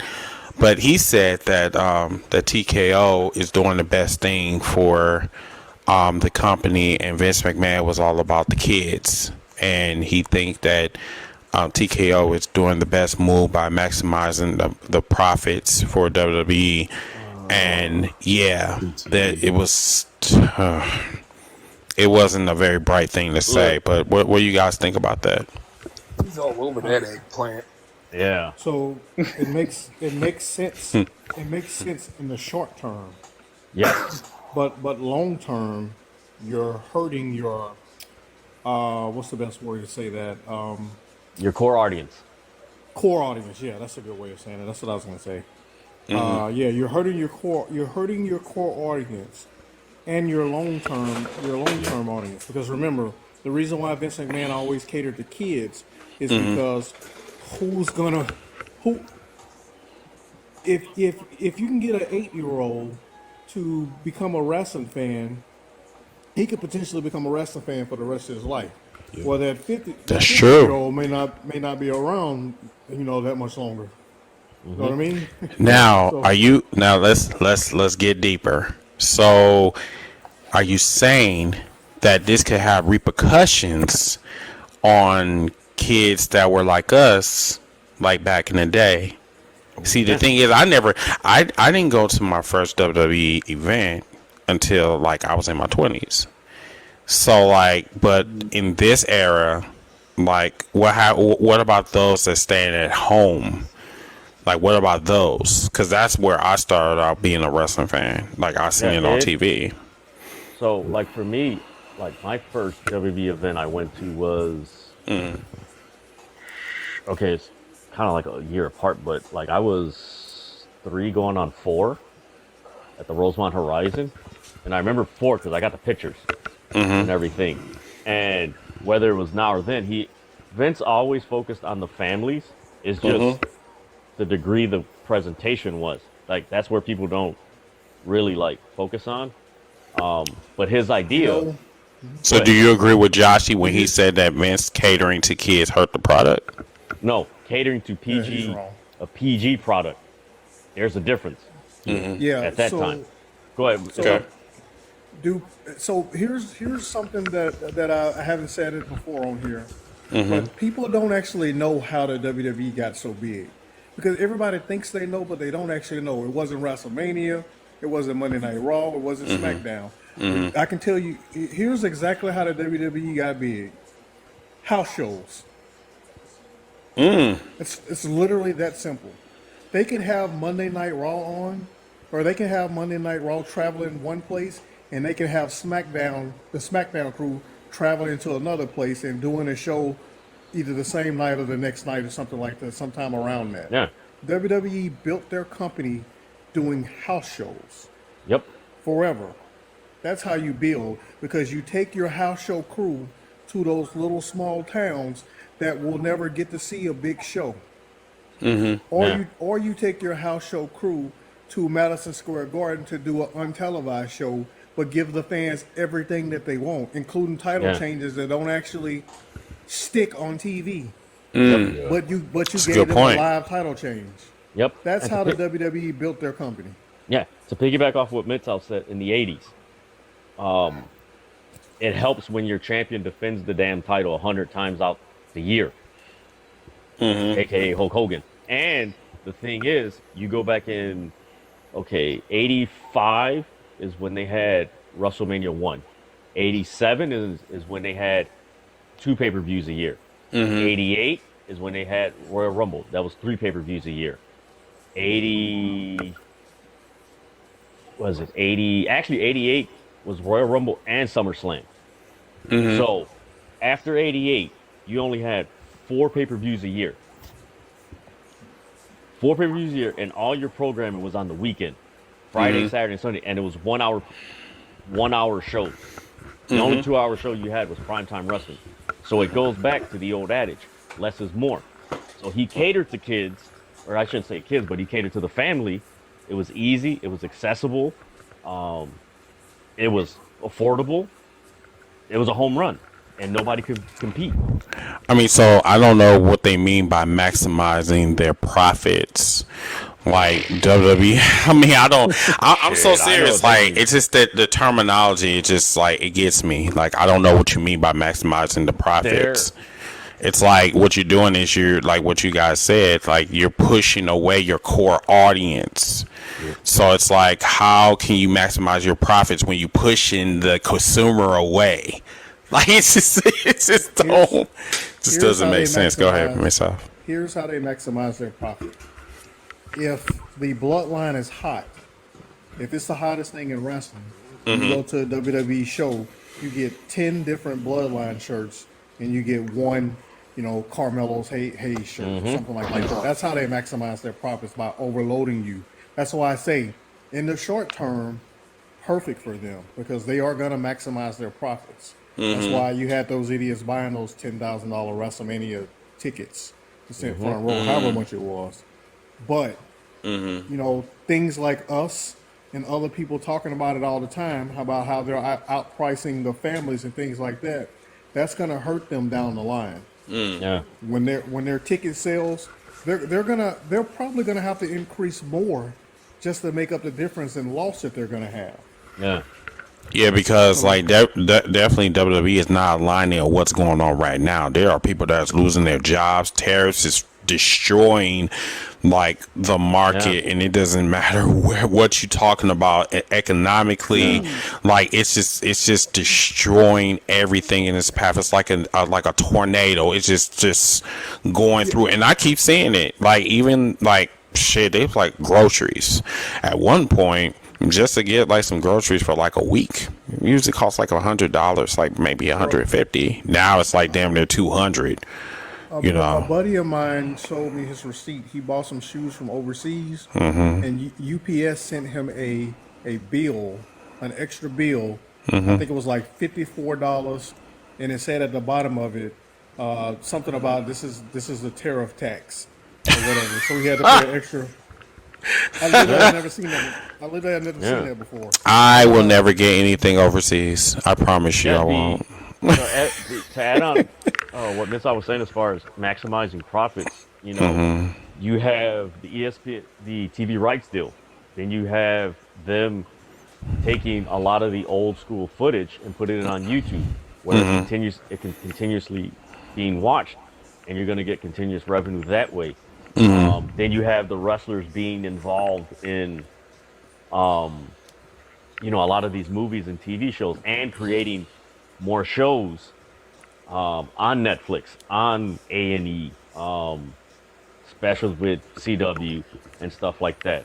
Get more commercial revenue, and then on top of that, if you want to maximize your profits, you're already doing it by partnering with AAA, or actually owning 50% of AAA, and then the toy dog that they have, TNA, having them and stuff like that. So it all comes down to like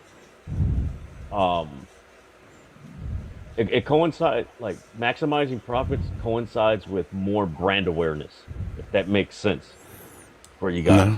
The more you expand the brand awareness, and when you expand brand awareness, it ain't cheap. Like, people got to pay for that. So it's more,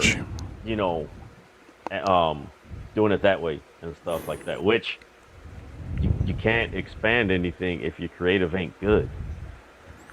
That was a good point. Carlos said this. He said they've been catering to celebrities more than anything. They want to make WWE bigger by pushing towards brands more than consumers.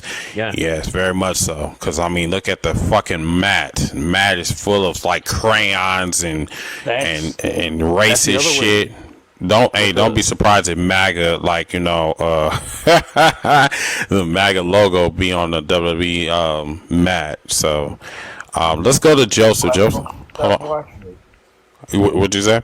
I said if MAGA ends up on that damn mat, black folks would just stop watching it. Oh no, baby, you know that doesn't work with black folks. Look, I mean, look at look. hey, listen, look at the situation with Charlie Kirk. I mean, you got motherfuckers that sit up there and talk about, oh, it was just his opinion, you know what? I mean, Look. not gonna even get into that. Hold on. Let's go to Joseph real quick because Joseph had his hand up. Go ahead, bro. I was gonna talk about something that's like a lost recipe and why they're losing the younger audience is because they don't have a character Sure. on the screen that feels taboo to mimic. Like when I was younger, doing DX would get you in trouble. The DX sucker chants, doing those gestures and just copying certain characters, it felt like the wrong thing to do. No character is iconic to where the younger generation will grow up and want to basically mimic. That's a good point. Not at all. I'm The last yeah. person was probably Bray Wyatt, to where, oh, if you like him, you're kind of weird a little bit.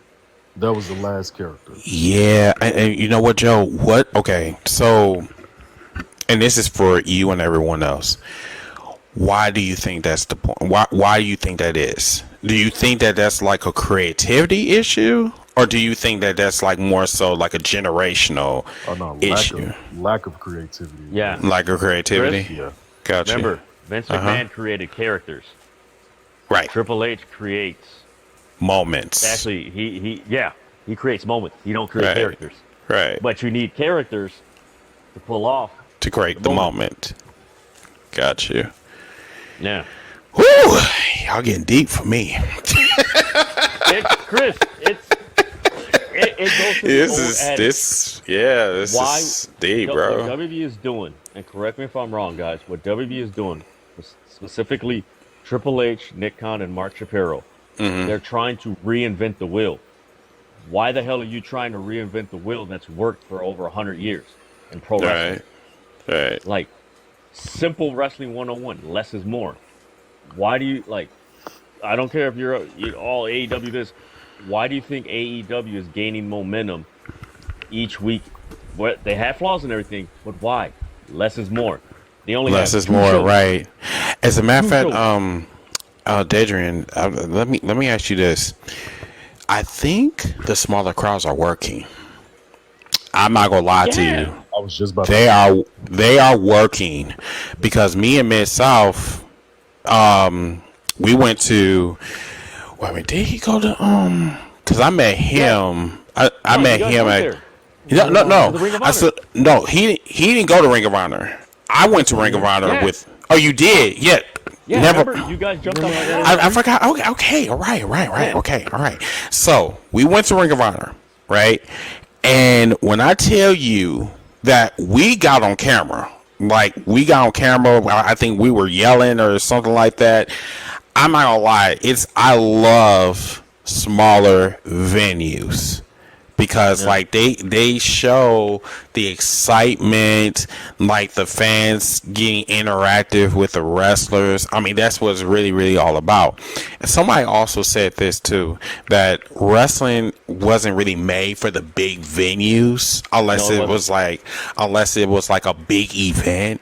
But like more so, it's always been smaller. But so do you think that that's working for AEW? Yeah. So, in the 80s, look at the venue. Case in point, I know we don't like this guy. Go back and watch when Hulk Hogan debuted. It was literally in a place similar to where AEW is holding these venues. Like, it was literally a venue that held, I think, I'm estimating maybe 2,000 to maybe 3,000 people. Right. And mind you, this is Hulk Hogan coming back from the AWA, and that place erupted. So it's like, oh, wow, this is good. The turn that Paul Orndorff did, small arena. And what's happened is that it's more of a psychological thing from a promotion standpoint where you see your weekly TV on a smaller venue, but then when you promote a big event, you hold it in a big arena. What's happened with WWE for the last 20 plus years?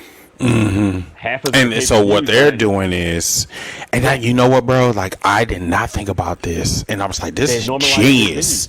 Yeah. Yeah, and like what Laura Stink said, he said he never thought that wrestling to be a big venue, and I think that's where that generational like brainwashing come into play. Yeah, And that's why you because- have like fans. Yeah. Hold on, I got a couple on. observations when you're done. Okay, and that's why I said like I've been like listening to different podcasts and like different like takes on like what's the difference between now and back then, and I'm like it makes sense like because like wrestling has always been a small like small place, real interactive, Intimate. Actually, not intimate, small, right, intimate. in an intimate Intimate setting venues. or whatever. So like when I'm like looking at it now, I'm just like, yeah, because I had fun. I had a lot of fun. We were interacting with the wrestlers, and you know what I'm saying, we got to got up close to Tony Khan. So like it was it was really cool. Go ahead, Miss South. You have something? Yeah. So speaking of that Ring of Honor show, the intimate setting, did that not make the Takeshita versus Bandito match even better? Yes. Man, that match was dope. I can't even lie. That match was dope, man. We were I can't even recall like how many times we were getting out of our seats. Like every time we seen like a big move, it was just damn. And like Yeah, it's you know up what? close. And this goes back to what Dedrin and yourself were saying about wrestling being meant to be in smaller venues.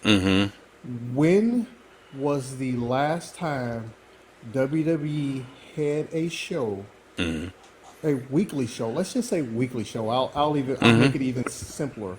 A weekly show where wrestling was celebrated and was the focal point from top to bottom throughout the card. Bro, I think that's been some years. matter. I mean, are we talking about Oh, like sure. house shows too? It's simple. It's simple. I'm going to tell you right now. NXT. Yeah. I kind of figured you was going to say NXT. Yeah. But, I mean, okay, no. So let me reverse it back on you. What about the main roster? NXT, I get it. Well, but what about the main roster itself? When was the last time they celebrated wrestling on a smaller scale? The Attitude Era. Ooh. Because the Attitude Era was... The Attitude Era was not in a... it weren't stadium shows. It wasn't arena shows. People think it was, but it was not inside he's of right. arenas every Yeah. week. It was very intimate venues. Was it the freaking? They had a few of the NXT venues that they held in like the East Coast. I remember one of them was where Shawn Michaels and Triple H did the DX Christmas thing where they. Oh, I remember. Yeah, I remember that. Christmas. So and that's why I made the post. Like, hey, people forget that Raw from '93 to '95 was being held in high school gyms, and then outside of that, it was held in a little bit, more intimate venues that were a little bit bigger. But for the most part, it was all intimate venues and everything. Yeah, and I think honestly they should go back to that because they will appreciate wrestling even more. Honestly. They had NXT inside of a bar here in Dallas. A bar. Yeah. And the thing is, Chris, you have to be committed to it. And the reason why they had it there was because, again, this kind of like, I can't say nostalgia bait for NXT, but it is somewhat of a nostalgia bait for people that go to like indie shows or remember like old Raws and Nitros and Jim Crockett Promotions and Mid-South, pro wrestling with Bill Watts. Like, oh man, I remember, the small. It's playing on that, but they're never going to be committed to it because, again, what you said starting off this conversation, TKO, Nick Khan, Triple H, Mark Shapiro, they want to maximize their profits. When you want to maximize your profits, you're going to overlook the smaller venues. It's beneath you. Yeah, and I think that's where WWE is, and I hate to say this, but they are slowly they're slowly unaliving WWE, slowly but surely. This is like what you said before, that this is a slow burn to their demise. Do I want to see this? No, I don't. I want to see WWE change. I want to see them invest in the fans and the consumer and the product itself. That's what I want to see. Right now, we're just seeing corporate getting greedy. That's it. Nothing more, nothing less. And I'm starting to lose respect for the wrestlers itself, because at the end of the day, they're the artists that makes the product, right? Yeah. So you would have thought that the artists would care about their job, but all they care about is a paycheck. So that's why I was questioning Bianca Belair's like comment. I was like, you can't honestly believe that this is progress. You can't. I hope you're not that stupid. You know, if they force you to say something, that's one thing. But to sit up there and just say, well, you know, going to Saudi Arabia, we're showing them that there's progress going on. And I'm just like, oh, okay, well, Go ahead, Joseph. What's your conspiracy theory? While I go and get my milk and cookies. Yeah. So what if this is like a paid hit from this? Like, since he can't have it, nobody can. Type stuff. What if him selling the remaining few of his shares was to go towards the agenda of ruining the recipe for WWE? I mean, he still has shares, though. He didn't sell all of his shares, right? Yeah. He still has a few. I'm saying like I think he's got like 15%. Yeah. So could y'all think, just a conspiracy thing, I just thought about it while y'all was talking, like, what if he want to throw it down the drain because he can't have it? Who are you talking about in particular? Vince. Vince? The more shares he sell, the more it just feels like they're getting He knows it's greedier. going to go down? Yeah. You know, like the greediness, the losing of the recipe, no characters, lack of creativity, Right. high ticket prices. It just the way they're going seems like something's going on. You know? Well, maybe like I said, it's just a conspiracy theory on my end. It's just greed. That's what it comes down to. Corporate greed. That's It's basically what it greed. is at the end of the day. And if you remember, do you guys remember when Ringling Brothers, Barling Bailey Circus, like they closed shop and everything because of the whole animals and that whole thing? One thing that Vince McMahon had, even though I despise everything that this guy did outside of the ring, one thing that WWE had, and I noticed it once TKO bought it, WWE no longer has the circus aspect about wrestling anymore. You mean the remember how family Ringling fun Brothers- like circus that we if you know ever and went to love? Ringling Brothers, it was an event. You know, oh man, you know, this is gonna be cool. You know, you don't see it every day. Like think about it. If you go to when you went to a Ringling Brothers circus thing, none of us seen the damn elephant every day. It was special. You didn't see people doing all this, you know, stuff like, man, you didn't see it every day. So when it came to your town, it was special. Now, with TKO, WWE doesn't feel special anymore. No, It's and a big entertainment thing. yeah, and I said that the other day on the cookout that it doesn't feel authentic. It just doesn't feel like where I want to be drawn into the show itself. Even with the wrestlers just, they feel cookie cutter. Like it feels like I'm playing WWE 2K25. Not gonna even lie to you. It's like, so yeah, man. It's like, it's so random. It's like the universal mode is so random. I was playing it before I did the cookout, before I did the show tonight. Just playing it, and it's just like looking at the wrestlers. I'm just like, there's nothing special about you. It's like I just see you smiling and just like, hey, I'm here. I'm just here just to get a paycheck. That's basically how I see them. It's like it's not like larger than life characters, like what I think what you said before. Like Rhea Ripley, I can identify her when her music come on. I'm like Rhea Ripley, or like Roman Reigns. That's Roman Reigns. Seth Rollins. That's Seth Rollins. Like those people I can identify with, right? You know what I'm saying? That like those are more so larger than life characters of this generation. I'm not saying like they are Hulk Hogan or, you know what I'm saying, like those type of people, but it's the magic, bro, is simply not What it is, there. Chris? Yeah, It goes to what Mid-South said. soulless, exactly, Mix. They don't have. One thing I noticed, and I mentioned this on my live a few times. Yeah, They don't have characters that reflect our society. As much as Hogan was a damn cartoon character in the 80s, he reflected what was going on in society. Bret Hart was reflecting what was going on in society.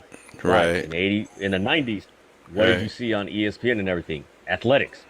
Right. That's what you saw. Stone Cold Steve Austin. He reflected what was going on in society. What was going on? Anti-establishment. Hell, even John Cena in his early days. What did you see? You had Eminem, one of the top rap artists. What did John Cena reflect? Right. What was popular at that time? And after Cena, they really never tapped into a wrestler that reflected society. Granted, even like Roman Reigns, yeah, he's popular and everything, but none of these wrestlers really have that aspect of like you can really sink your teeth into, and like I can relate to this. What they have now is they have wrestlers that they've overexposed, and they've pandered so much that people, it's become normalized to accept them. Like, oh, Cody Rhodes is here. Oh yeah, I'll cheer. Like, you're cheering because it's what's been normalized. You're not cheering because you're actually invested in it. If that makes sense. Right, like what Carlos just said. He said it feels like people in the ring, besides characters, stories in the ring, it just feels like they just playing a wrestler, and then instead of being the wrestler itself.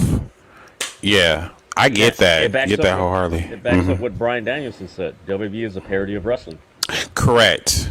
And that was like, do you feel like that line was a little bit disrespectful though? Hell no. Or do you think he was telling the truth?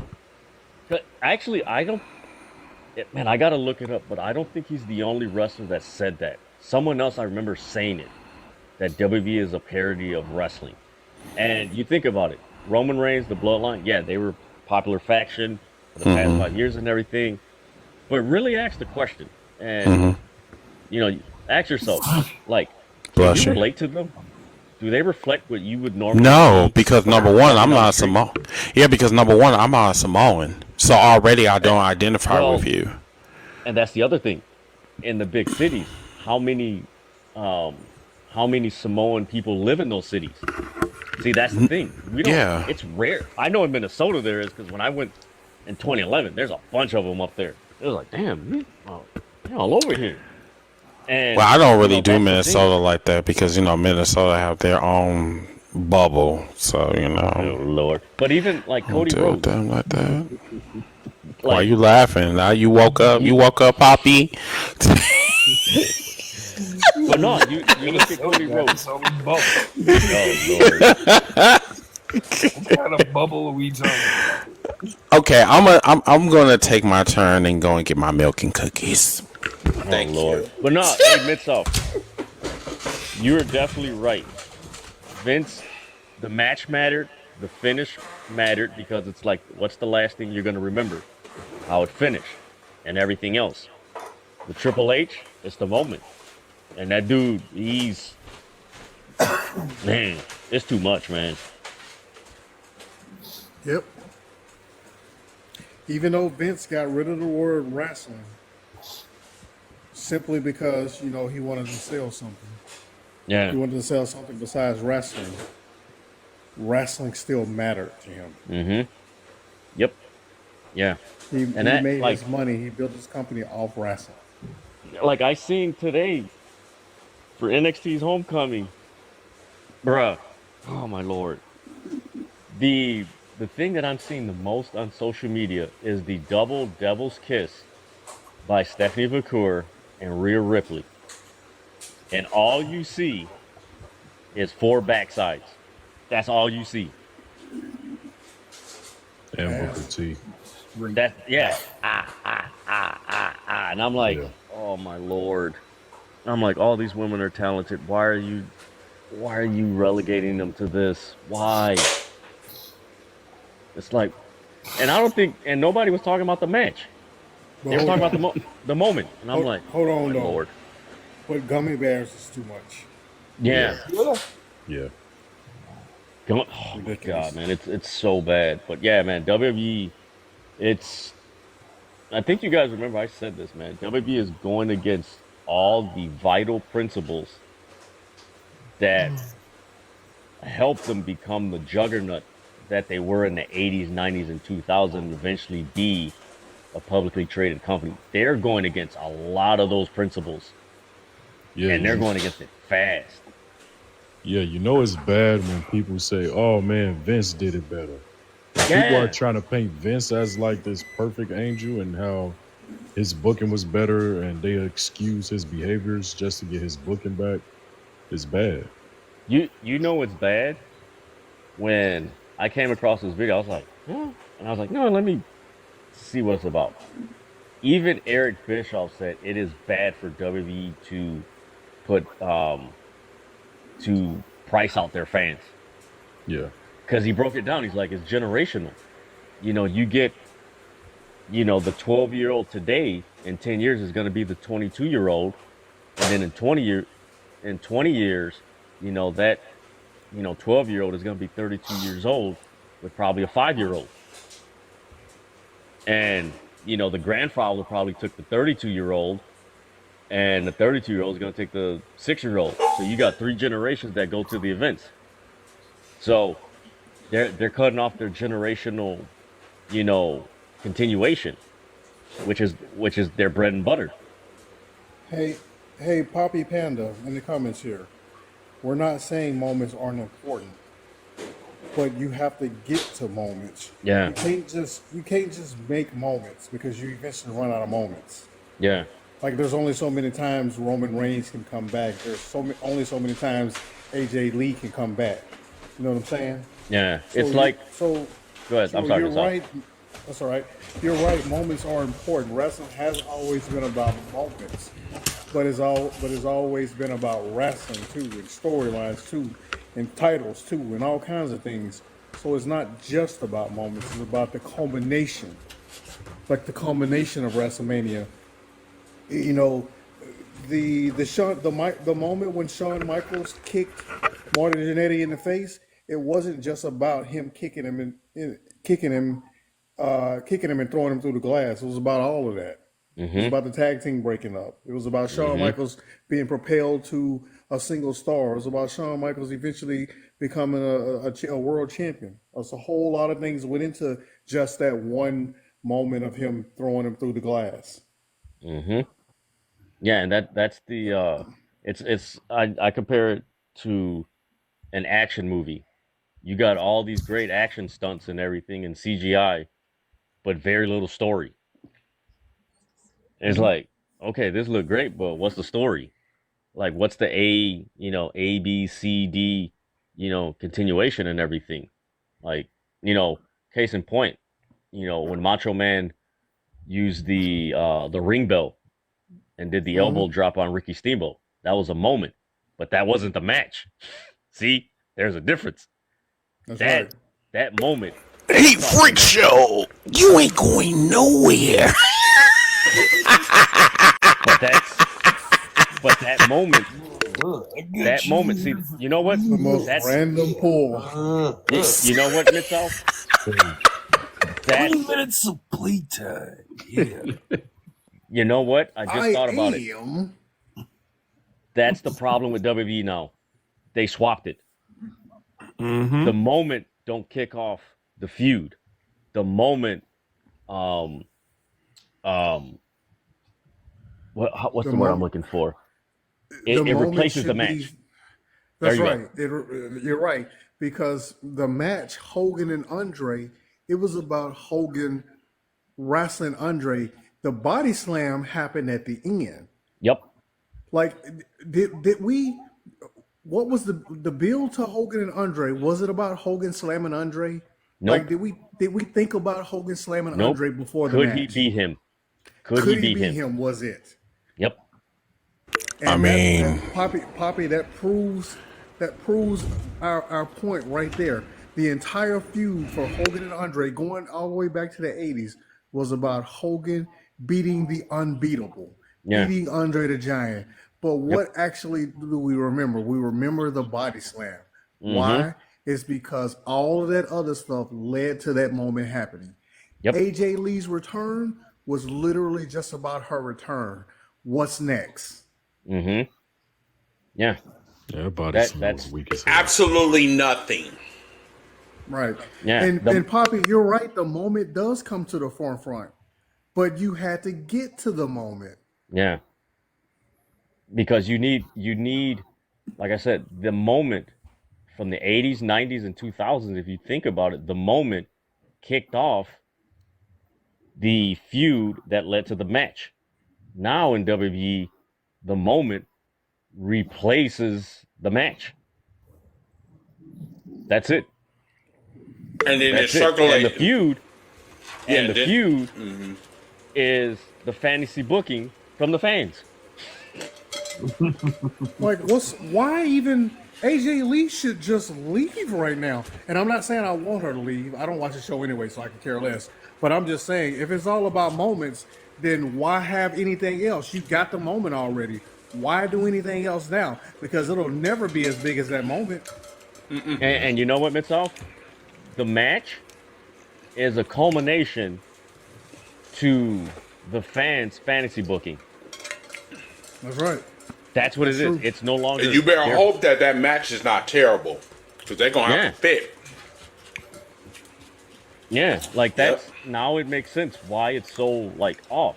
Like one of the things that come to my mind is Shawn Michaels and Razor Ramon, WrestleMania 10, 10. the ladder match. Yep. Yep. There, what moment do we remember? But we remember the feud that kicked it off when Shawn Michaels got suspended, and then when Razor won the title, and then the key moment that kicked off the feud was when they had the side-by-side confrontation on, I think it was Superstars. Hold on, Poppy. I'm the real IC champ. No, I'm the real IC champ. And what happened? It's like, all right, we got the road to WrestleMania. Hi, Poppy. And the How you moment- doing? The moment was when Razor grabbed both belts and he's standing on the, the ladders. Why does it look like a fat ass like L around? Shut up! Stop being mean and laughing. down. The level Oh, it is slow. It's really low. Oh my god, I'm dropping like a bad habit. Anyway, all right, Oh Lord. Poppy, how you doing? Everything y'all guys are saying is correct, and Why you call yourself Poppy, by the way? I don't know. Okay, all right, continue. Go ahead. But everything y'all guys are saying is correct, and you're just missing out that like wrestling matches are like a folder or a report. You have your highlights in every match. You have your highlights in every feud that brings interest to that, and everything else is just fluff. If the fluff is good, then that makes the feud even better. But to catch our eyes. We're gonna just look at the moments first and be like, "Oh, that's a nice thumbnail of freaking Benoit and Eddie Guerrero. How that happened? Oh, let's look into the match. Oh snap! They had a triple threat. Oh, Benoit won the Rumble. Oh snap! Let's get to that point. So like- I think kind of where you're.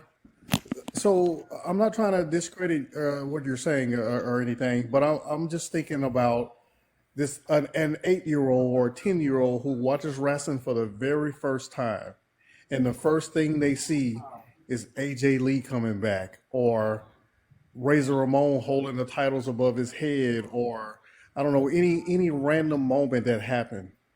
Why would they ever watch wrestling again if that was the first thing they saw? But if the first thing, AJ Lee wasn't meant for an 8-year-old. AJ Lee was meant for the fan that's been watching for 20 years.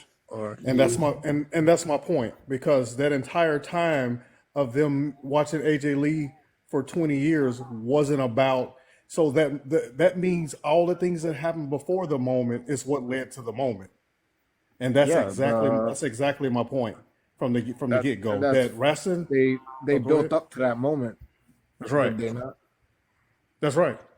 All right. So now we got a match coming up with the intergender match.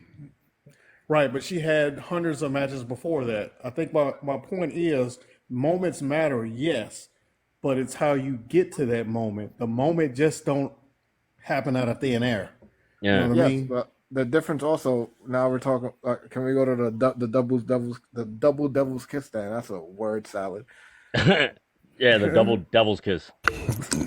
Like Never sometimes, mind. like Mm-mm. even in indie matches, like they have these fantasy book matches where not fantasy book, but like these dream matches where like you get your Amazing Ref versus Ricochet, and then they'll have like these cool little spots like when Loki fought Amazing Red in the Indies on ROH and they did the Matrix spot.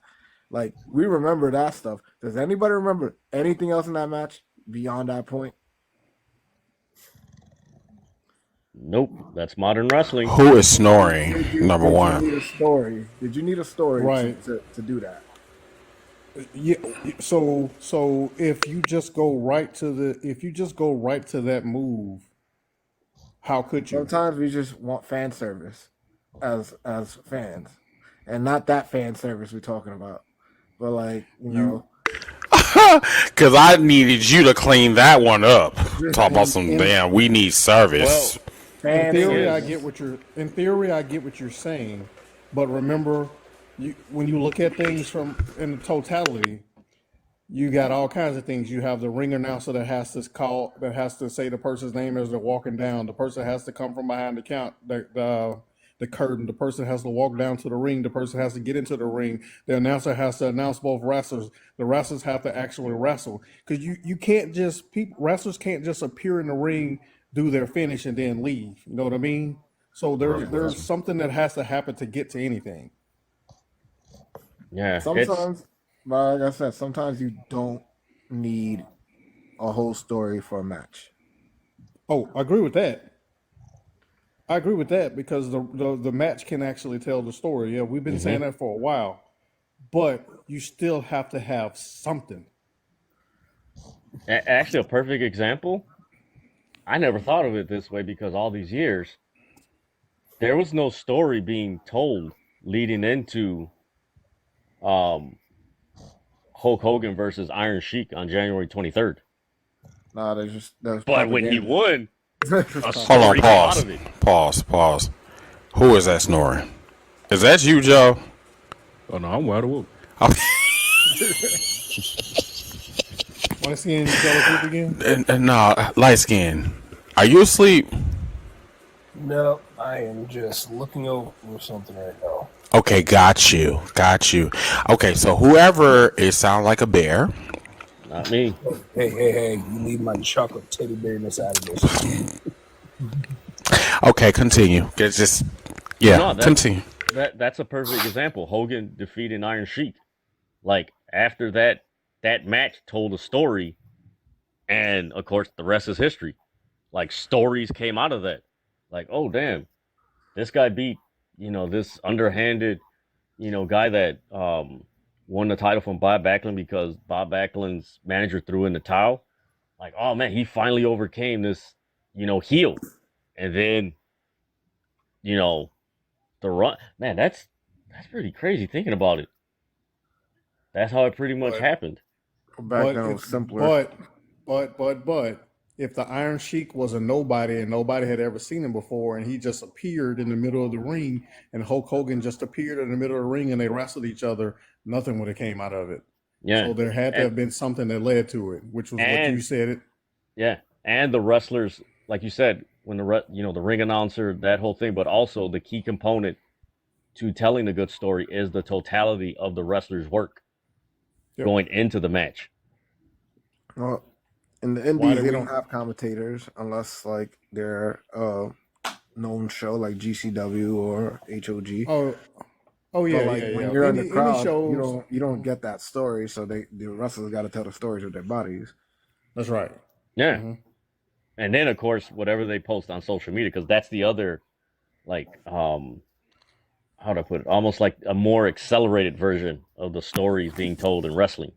That it just accelerates. I shouldn't say it accelerates. It amplifies the story and everything, whatever. Yeah, and that's where it's a blessing and a curse for social media. Because I don't want to ever read somebody's promo on social media. You better put that mic in your face and tell us how you feel. Well, a lot of them. So why are you forcing a mic on my mouth? Number one, like I just think that's. I think shut up, Miss Off. I just think that's kind of disrespectful to this. Like, hey, here you go. You know, like just. You know, I don't like things. Never mind. Okay, but just continue. They just gotta sell themselves. A camera in your face works too. Right? camera. You gotta sell yourself. That's better. That's better. You know, you don't want to do. Why you? Oh my lord. Anyway, continue. Oh lord, this guy. No, The one thing about Mid-South that I don't like is that he always placed judgment on me, even though I'm being PG. I've been PG this whole entire evening. I haven't said anything nasty. I mean, I'm happy. Our judges determined that was a lie. Excuse you? Our judges determined that was a lie. First of all, who are the other judges? The only judges talking is you, and I don't really consider you a judge. Nigga, what the fuck? Anyway, okay, other judge. You said at least two things that were never mind. Suspect? Like what? I mean, shit, you literally just did it. Microphone. What did he say about microphone? Y'all heard this nigga, man.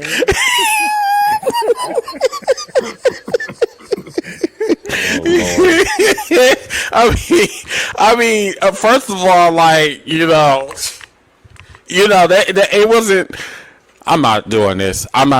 Okay, just This is the best. fucking continue. It's Fuck off. Yeah. This is the Fuck best off. show on TikTok. Yep. Okay, so we're at. Damn, I forgot what the fuck I was saying. Okay, so right now it is 12. Oh, huh? You're at 15,000. You want to get to 20,000. Nigga, no, fuck that. I don't give a damn about getting to 20,000. Shit, I'm happy where I'm at right now. But it is 12:09, everybody, and it's 1:09 on the East Coast. So, what we gonna do? We gonna wrap up. Because I'm tired, okay? Even though I don't have to work tomorrow, everybody, I do still got shit I have to do. I will be doing a cookout in the morning. I'll probably do it for about 2 hours or so, just to kind of get, you know, just we'll talk about Dynamite, and I'll probably have some topics for you guys, some miscellaneous topics that we can probably cover. Andrade. Excuse me? Andrade. For what? Return. For what? Ring of Honor and AEW. Going. Nigga, no. I'm not talking about Andrade no more. Andrade makes me sick now. But he does. It pisses me off, bro. It's actually funny that he's the only wrestler that didn't like what the hell was going on. Just like, all right, I ain't going. He's a dumbass for even going back. Fuck. Well, you got to remember, in context. Remember, he was married. That tail. Yeah, he was. I mean, he was talked about it before he did it. He was clapping some cheeks. See, that's being so. Y'all just gonna let this motherfucker just get a pass? Talk about he was just going back clapping cheeks, like. Here's the thing: when it came out that him and Charlotte were getting divorced, and you gonna do the noise? Oh Lord. Oh Lord! So we're not going to just Mid-South, Mr. Holy One. So you're not going to talk about that? I missed it. What it's the gay one that you always be going after. That's cool. That's fine. It's just no, that's not what she said, because I didn't think she went that way. But anyway, listen. So you not going to go after the man? So you're not going to go after the man that's. I was typing in the comment section. I didn't hear it. Oh my God. What are we talking about, though? I seriously missed it. I bet you did. See, that's that thing with you. With selective hearing, you do that awfully a lot. But when it comes, My wife accuses me of that. yes, I know. I bet. All right, Joe. I'll talk to you later, man. Thanks for coming on the show. Somebody getting a standing ovation. But I with bet. Andrade, when that went down, a lot of people were speculating I heard that. that. You heard. I know you heard that. Yeah.